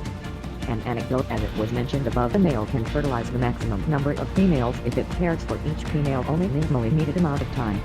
This is the reason for preference of easily available women by men. In other words, after the body was obtained, he may lose any interest because the goal is achieved and it is time to take care of another woman. So, we can advise women to avoid intimate contact and even hints at it for as long as possible. Of course, except the cases when you need only this. If you worry that without this he will abandon you, that means that he will leave you anyway, and after this even faster. By the way, men's love is more transient than women's, but often is more powerful. To say, it blazes up brighter but burns down faster. The sense of this for men is the same: not to waste time. Do not condemn your men for looking on other women.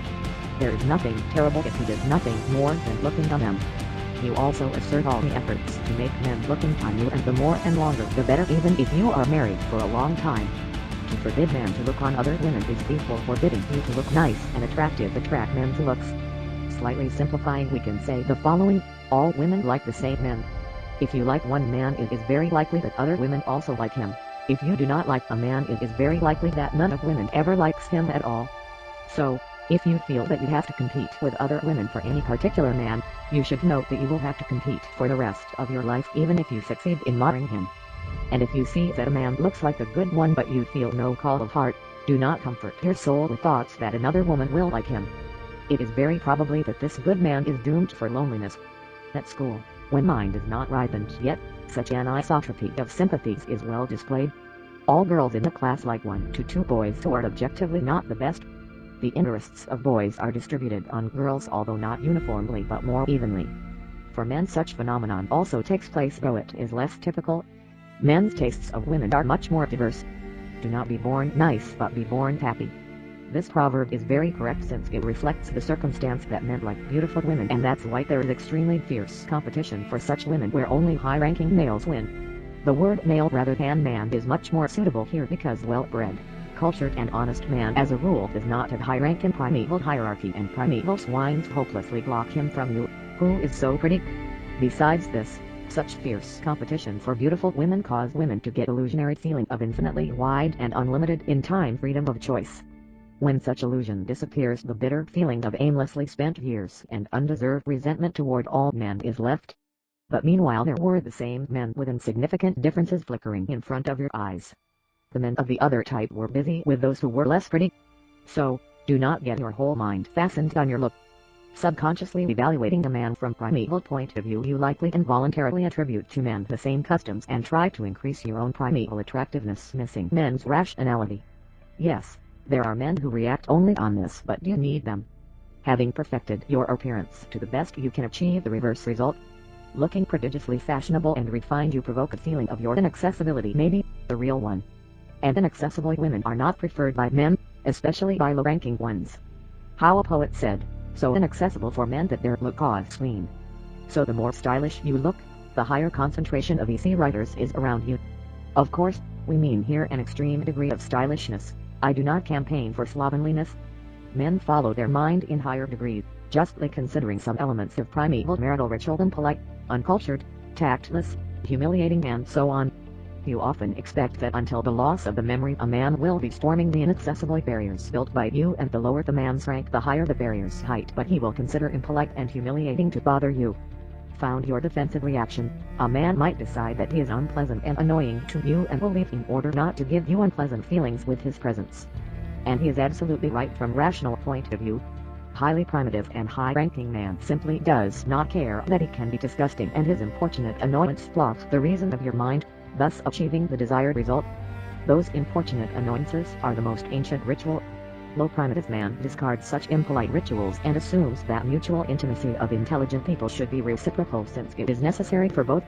For example, according to the instinctive ritual, you switch your attitude from warm forbidding to cold, and you are puzzled why he does not fight for you. But a low primitive man is puzzled. Why did you suddenly become so cold without any reason? He does not suspect that this has to be done according to the ritual, and he is supposed to start conquering you without taking into account any possible impoliteness and humiliation. This does not mean that you should be sexually easily accessible. We are speaking about barriers on a way of intimacy of souls but not bodies. About man's infidelity. It has been already mentioned above that the instinctive limitations of sexual expansion are absent in men. However, there are two serious issues. First, this expansion can be released only by a man with high rank. Low-ranking man maybe also would like, but women whose husbands suddenly became rich noticed that he started to train or even left for good. This man did not change. The explanation is easy. His rank increased and women began to want him. To want, and not only to sell themselves. Second issue, absence of instinctive limitations does not mean the absence of rational ones. Men follow mind much more than women do. You will laugh, but men sometimes deliberately do not allow themselves to betray due to moral and ethical considerations. Of course, if you suit him comprehensively. About personal ads and classifieds. Men resort to it if their rank is low or they have some problems in biography conviction, for example. If you write in your personal dating that you want a kind, honest, etc., then having met exactly such man, you will probably find that you have no feelings toward him. And regarding former criminals, be aware that antisocial behavior often is an attribute of high rank. Be careful. Furthermore, you want this man to be well off. It is understandable that men perceive such your requirements with abhorrence, justly supposing that love for money is prostitution, but maybe you had in mind only his high rank, i.e. ability to take everything from life. Your 40th birthday is very close, but you still have no man. Have you already agreed for any man? But what do you mean any man? Actually, lowering the requirements for the desired husband or woman usually lessens the requirements to civilize part of his personality, but not to primeval, because it is difficult consciously to lower requirements for something what you cannot realize by your mind. If you really want to get married but not only chat about it, you should take initiative in your own hands. The one who needs something more speaks louder about it. However, do not try to storm through chicks. This is hopeless and not original. If you really want to get married but do not want to act, this is, sorry to say, self-delusion. Sometimes that can be enough just to lower the speed of running away, but I warn once more about inadmissibility of early intimate contact. Almost every man always agreed for that, and almost with every woman. His agreement for an intimate contact does not affect the outlook of long-term relationships. Here an analogy can be drawn with your reactions on his signs of attention. You will accept them, but this does not mean anything. Do you find this to be humiliating and cannot step over yourself? I can't just feel sorry for you. Decent men do not want to stoop either, especially taking into account that men are less interested in long-term relationships. Trusting woman's nature, i.e. instinctive behavioral program, that proposes defensive and waiting role of woman toward men, you will again and again recreate primeval environment around yourself where there was no monogamy marriage and a female was taken by the most aggressive and bold male. Expecting such one to be decent is, at least, naive. Speaking in other words, if you are going to sit and wait until somebody finds you, then you most likely will be found by a real male easy rider. It makes sense to trust your heart only if your goal is maximum of momentary, especially sexual sensations. Even in this case, if you do not want to bear a difficult child, or moreover, if you worry about growing aggressiveness of mankind, it is better to protect yourself from pregnancy. To build a stable family, the voice of heart cannot be trusted. Since turn on instinct blocks your judgment, you should try to resort to the help of other people who can't judge with common sense.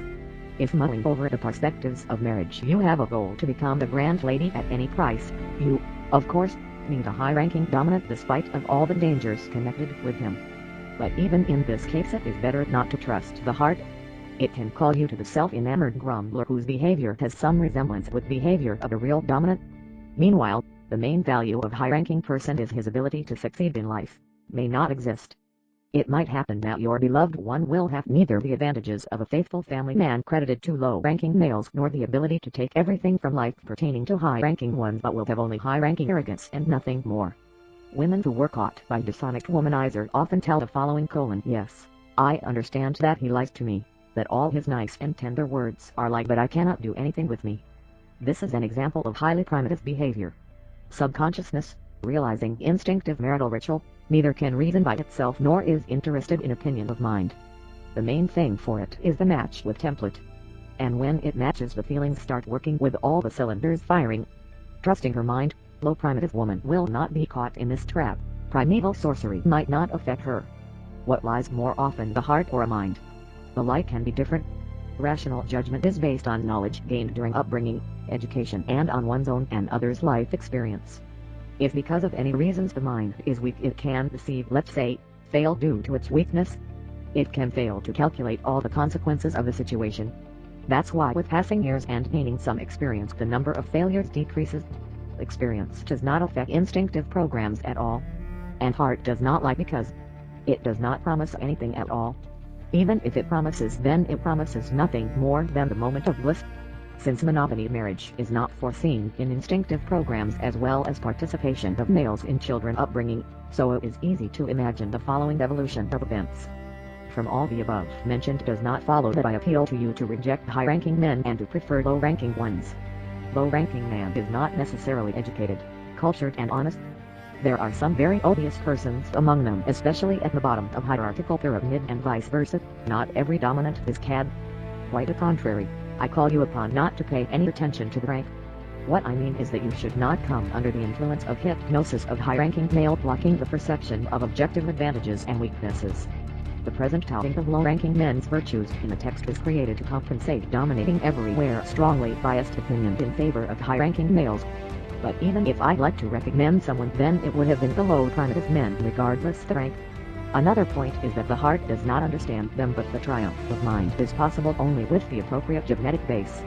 Of course, high-ranking men have not only imperfections and weaknesses. Many of them are very good breadwinners, and if you are lucky and his rank is real, you will be much better off behind him. However, high-ranking male is usually always egoistic, and the material welfare which he gets may be handed down not to you, or not only to you. Moreover, his ability to accommodate himself in life can play a trick with you. He will accommodate himself and succeed in life at your own.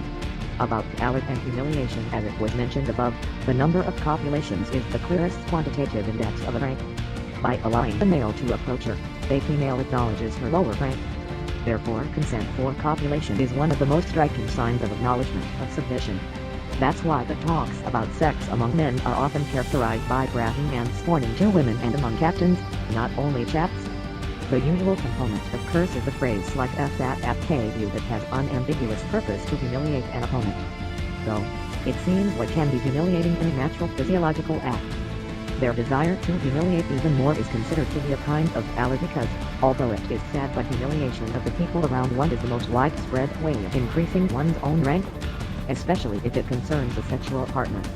Of course, women are offended when they are humiliated, but just try to take away such a humiliating man from a highly primitive woman. She will fight but will not give him up. Due to the same reason, men practicing masturbation are scorned. Women's masturbation does not cause such scorn, even though it is barely less widespread than men. The logic is the same. One masturbates greater than means that one has no woman, greater than low-ranking one has no woman. Briefly speaking, the aura of indignity, humiliation and secrecy surrounding human sexual relationships arises from the closest connection of these relationships with hierarchical ones. Moreover, sexual failures are most hidden by men as an attribute of the low rank in hierarchy. Women's secrecy goes back to the times of various promiscuity when one breadwinner did not have to know about the number of others. Ethological continuation about optical illusions and observational selection. What are you looking for? I have lost the keys. And where have you lost them? Over there. Why are you searching them here? There is more light here. Than old anecdote. Public opinion is full of the prejudices, especially in this theory. For example, the women are sure that it is much easier for a man to find a woman than for a woman to find a man, although sociological research proves otherwise. The majority of women are sure that it is a man who chooses a woman, even though in reality, it is exactly the opposite. In order to clarify the mechanism of origination of such illusions, let us imagine the following example, overdone for simplicity. There are 100 men and the same number of women living in some village. 5 out of these 100 men are errant Lovelaces who change the women once a month in average. The other men stay home and rarely hang out. After a not so long period of time, these Lovelaces will date all the women, but the others will meet no more than one. As a result, women meeting each other will be telling approximately the following: I dated 6 men and 5 of them were such a... Of course they will come up with the wrong conclusion, that 5/6 of all men are skunks, cheats, old foxes, easy riders, and so on. Mentioned above, observational selection is objective. It means that even impartial robots would have fallen into this trap. Besides, there is also subjective selection, which is derived from the peculiarity of human memory. Emotionally meaningful events are remembered at their best. Those 5 Lovelaces will be mostly well remembered for a long time because they excited bright emotions. As a result, the only one more or less decent man out of these 6 will not even be recalled. It is very difficult not to fall under the influence of such illusions for an unprepared man. Mass media also endorses the distortion of a statistical situation, preferring to inform about rare, unusual, untypical events and creating the illusion of their mass character and typicality. About specifics of behavior: I am a weak and helpless woman, I won't let you. I've already sued 3 tenants, and for such words of yours you will be crawling at my feet. A.P. Chekhov. Vulnerable creatures. So, biological roles of males and females are drastically different. Lower viability of males due to, in part, more risky behavior, was mentioned above. Obviously, the differences in behavior do not end here and certainly should suit the biological roles. Since the personal value of each female is higher than that of the male because males are born in much higher numbers than needed for fertilization of all females, then there dominate in female behavior the care for herself and demand of such care from people around her, caution, avoiding risk, and if a self-sacrifice needed, then it must be only for the sake of her children as the final goal of caring for herself. Societal traditions are solitary with women primacy because naturally they go back to instinctive behavioral programs. Women and children are saved first from a sinking ship. Besides, while there is a great number of the laws and resolutions showing concern for women one way or another, there is none for men. The law takes care either of a person, any person, or a woman. For example, marriage legislation of Russia and especially legislative practice in this sphere are openly discriminative toward men, but nobody pays attention to it. For millions of years everybody got used to this. If a man killed another man in self-defense, he would face long and not necessarily successful judicial hardships in Russia.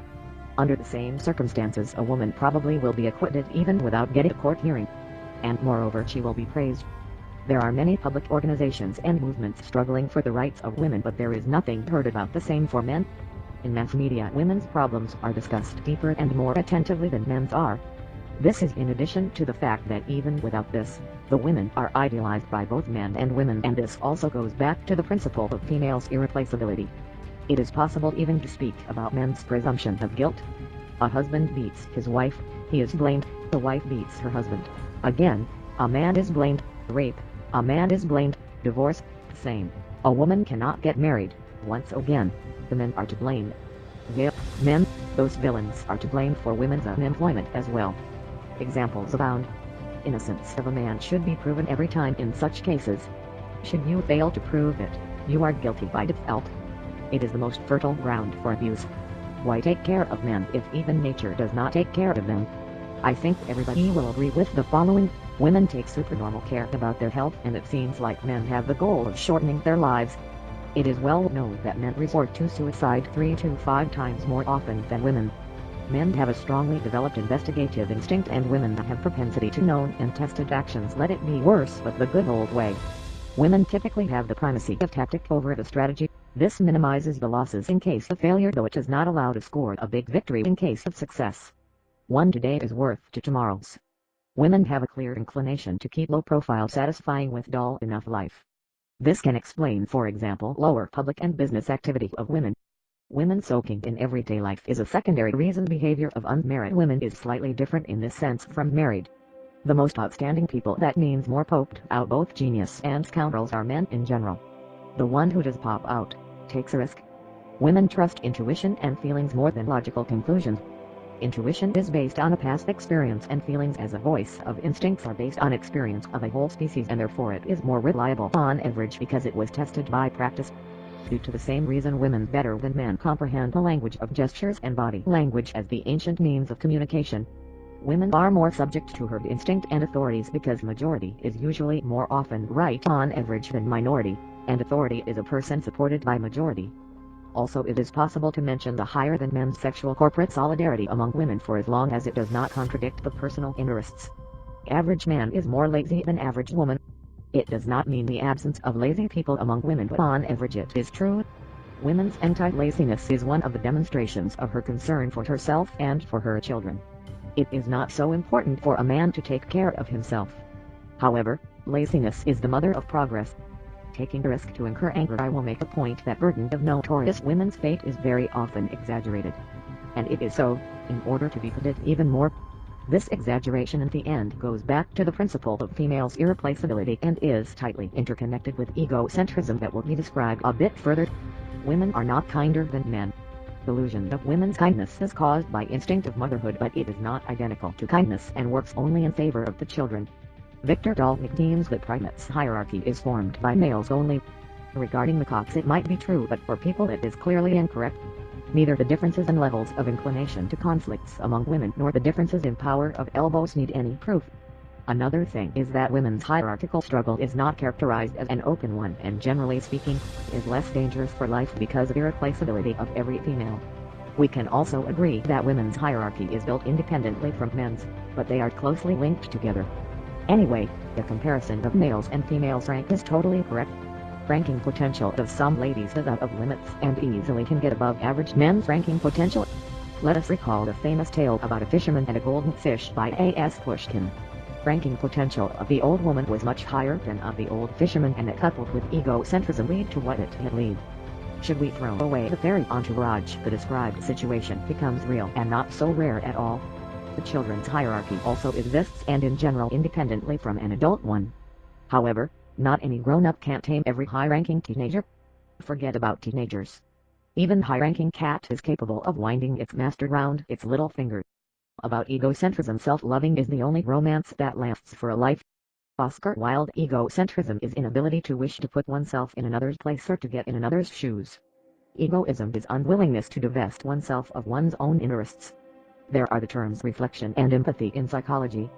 The first term means the ability to adequate self-evaluation in eyes of other people. The second term means ability to apprehend emotions of others. The egocentric has both abilities diminished. Non-egocentric person sometimes is called reflective, but this is not quite correct.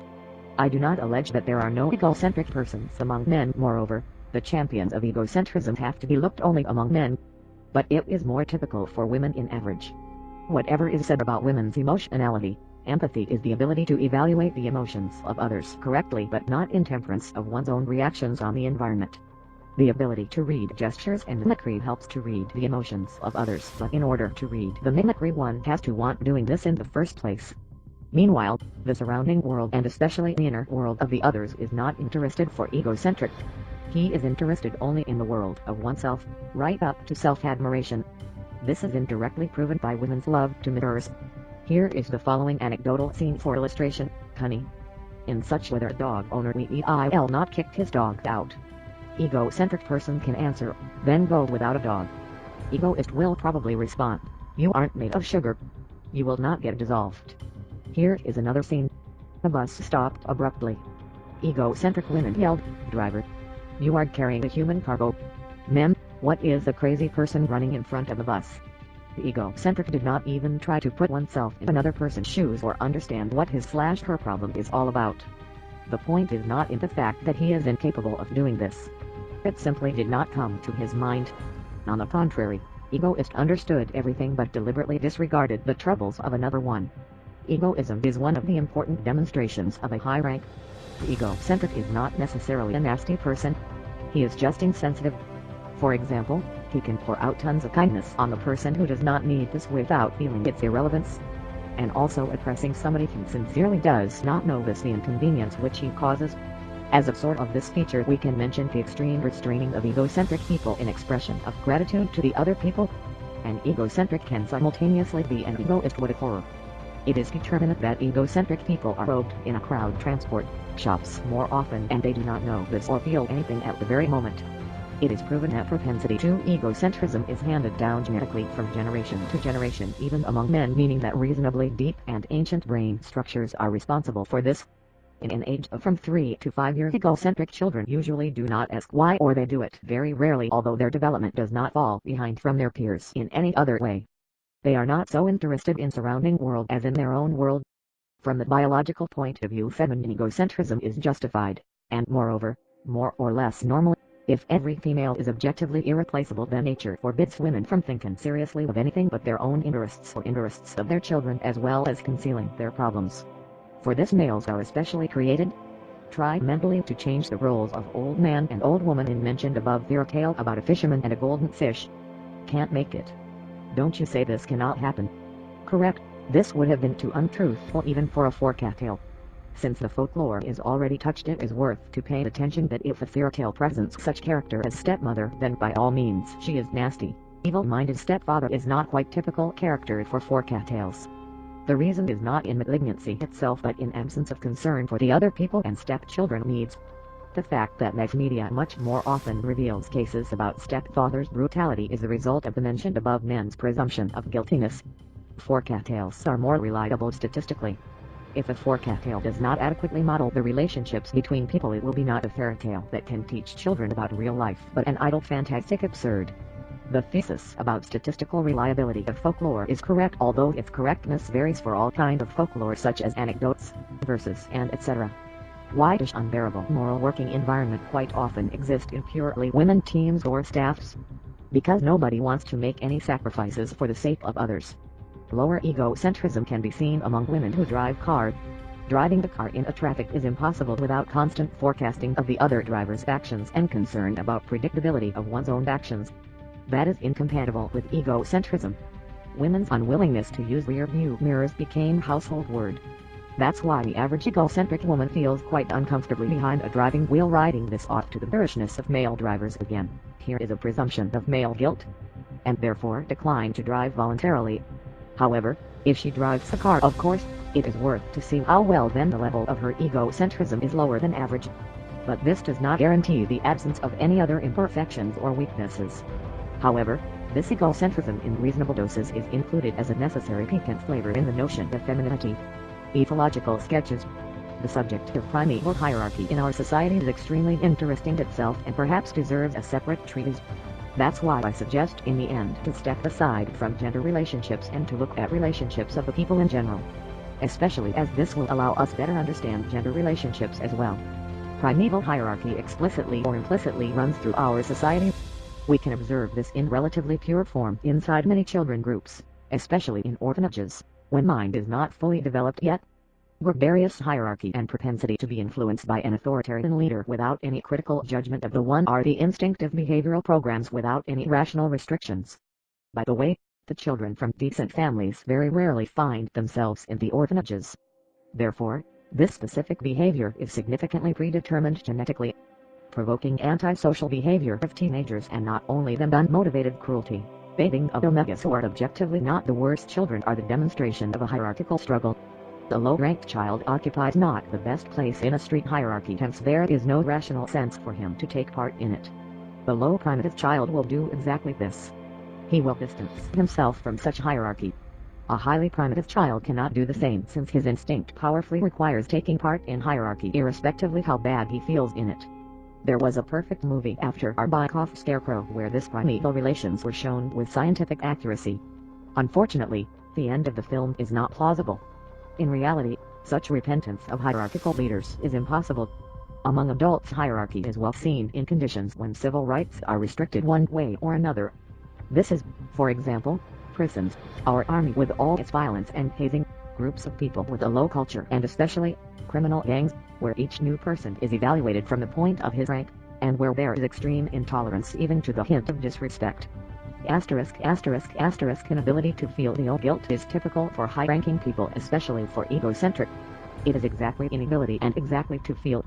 In other words, their brains have no convolutions creating the sense of guilt. Under pressure of logical evidence he might agree with accusations in case he cannot keep silence, but he will never sense any guilt. Striking example, J. Stalin. While making the mistakes he was sincerely sure that the enemies are guilty in it. And such his assurance was transferred to almost all the country. Very often a highly primitive man subconsciously apprehends a respectful attitude as an attribute of a lower rank and he starts giving orders to this person, turning to humiliating submission to a person with a higher rank. There is no middle point for such people, either to order or to submit. This is the ground where hostility of low-cultured people to eggheads is based on. Demonstrating by his culture and education what looks like not high rank, such man will never agree with a role of omega. But this perplexes the instincts and invokes a desire to show omega his place. However, there is no precise dependency of cultural level from educational level and fulfilled work, rather it is only probable. An uneducated person may be highly cultured, which is based on low primitiveness. It is appropriate to repeat once more here that a low rank is not equal to the high culture. High culture is perceived as low rank, but the contrary is not necessary. Probably each of Russian people observed the following situation at least once. The ticket collector has boarded the public transport and is trying to check the ticket at the passenger with a higher rank who has no ticket. The ticket collector cannot do anything and he looks pitiful despite of his position. This passenger radiates so abysmal and impudent assurance of his victory that some strange and even mystical force makes the ticket collector step back. On a rational level, this ticket collector decides not to get involved with this passenger. A high-ranking person can easily stand a conflict with such tension that can cause extreme discomfort for a low-ranking one. Hierarchical struggle is often confused with the aspiration for one's own significance. A person worrying about his own significance does not need to humiliate the other people. In contrary, the easiest way to raise one's own rank in hierarchy is to humiliate the people around. I think each of us observed many times and even experienced oneself such aspirations of some people to humiliate the others.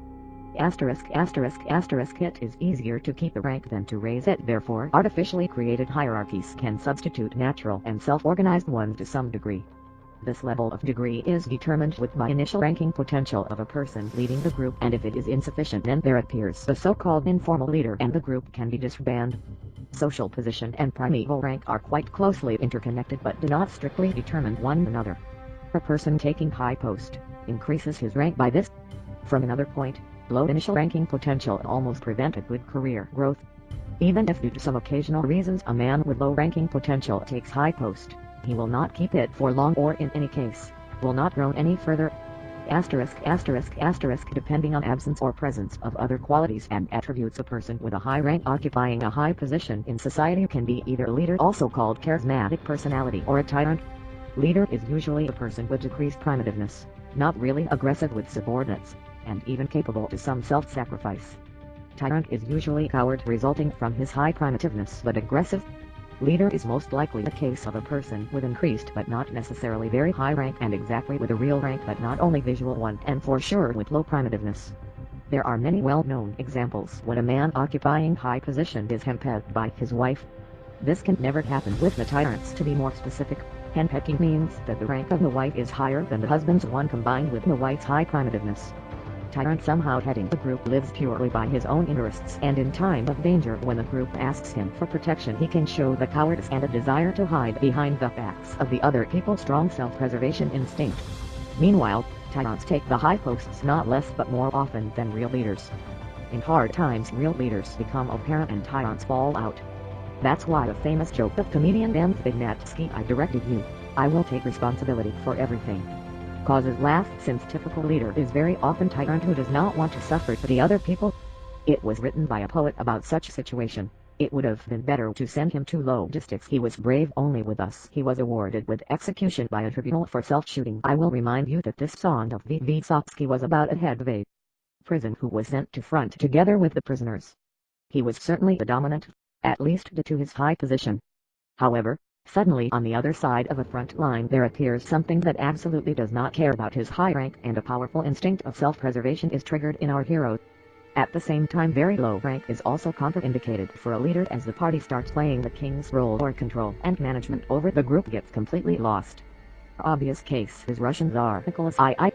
Even his undoubtedly high level of culture did not help him. Here is one of disadvantages of a monarchical state: there is a certain probability that it may be headed by a person with unacceptably low rank. The consequences of this are well known from the history. In the other cases it is necessary to fight for a high position what sifts out very low-ranking people. The famous book after Mikhail Naumov presents a set of recommendations like that. The sovereign should never justify for his action for keeping a visual rank of a leader on a reasonably high level. The main point in dispute is to jump to personal attacks at the right moment. Zanetsky. Getting to personality, a participant changes the focus from the subject of the dispute to uncovering ranking potentials. And if opponent's ranking potential happened to be lower, then he instinctively subjects to higher rank, thus admitting his defeat in dispute, though he might be right in essence of this matter. There is a widespread opinion among the vulgar public that it is necessary to beat the wife from time to time. By this a husband beating his wife demonstrates kind of high rank visual, of course. And this can even attract a low cultural woman, especially with high primitiveness. Masochism probably grows on this ground. Such woman rushes to defend her man as soon as the first hair falls down from his head, despite asking to punish him only a moment before. Highly cultural and especially low primitive woman will not act this way. And actual rank of this man can be quite low. Even his buddy may have no respect for him. However, it is appropriate to mention that the instinct cannot analyze anything, it just reacts on some key attributes. In this case, Paul's attitude to a woman: if he beats greater than he does not appreciate greater than he has many women, greater than Alpha has many women. Here is the similar Russian picture: the drunk man in a public transportation is brawling and swearing. Women start yelling, "Are there any real men? Make him quiet." Finally, a couple strong men or policemen get the unruly passenger down, as suddenly the very same women begin protecting him. Paradox. Note: antisocial behavior is one of the strongest attributes of high rank, and physical power demonstrated by the real man in enforcing the order has relatively loose correlation with high rank. Moreover, defending someone but themselves. These men demonstrated a certain self-sacrifice that is an attribute of low rank. If they were able to nail the villain down only by glaring, that would have been totally different thing. By the way, observing such gratitude, real men will not get involved in fight next time. Women suddenly start feeling sorry for this cad. While he was dangerous, the positive feelings were overcast by fear.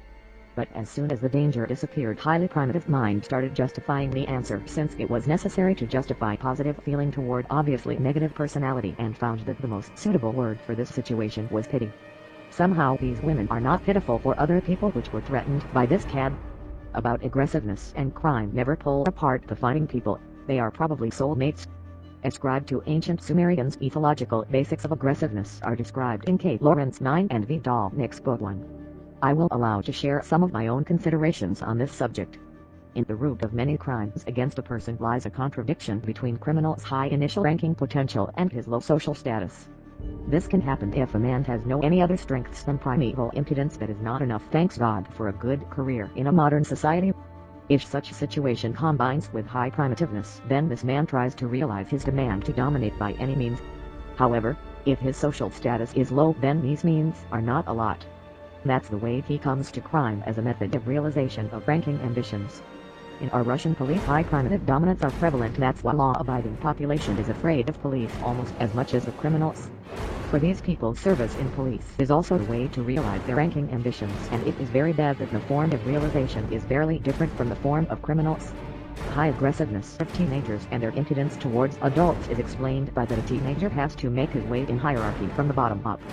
But this is very difficult because adults occupying the high stages of hierarchy make all the efforts to keep it that way.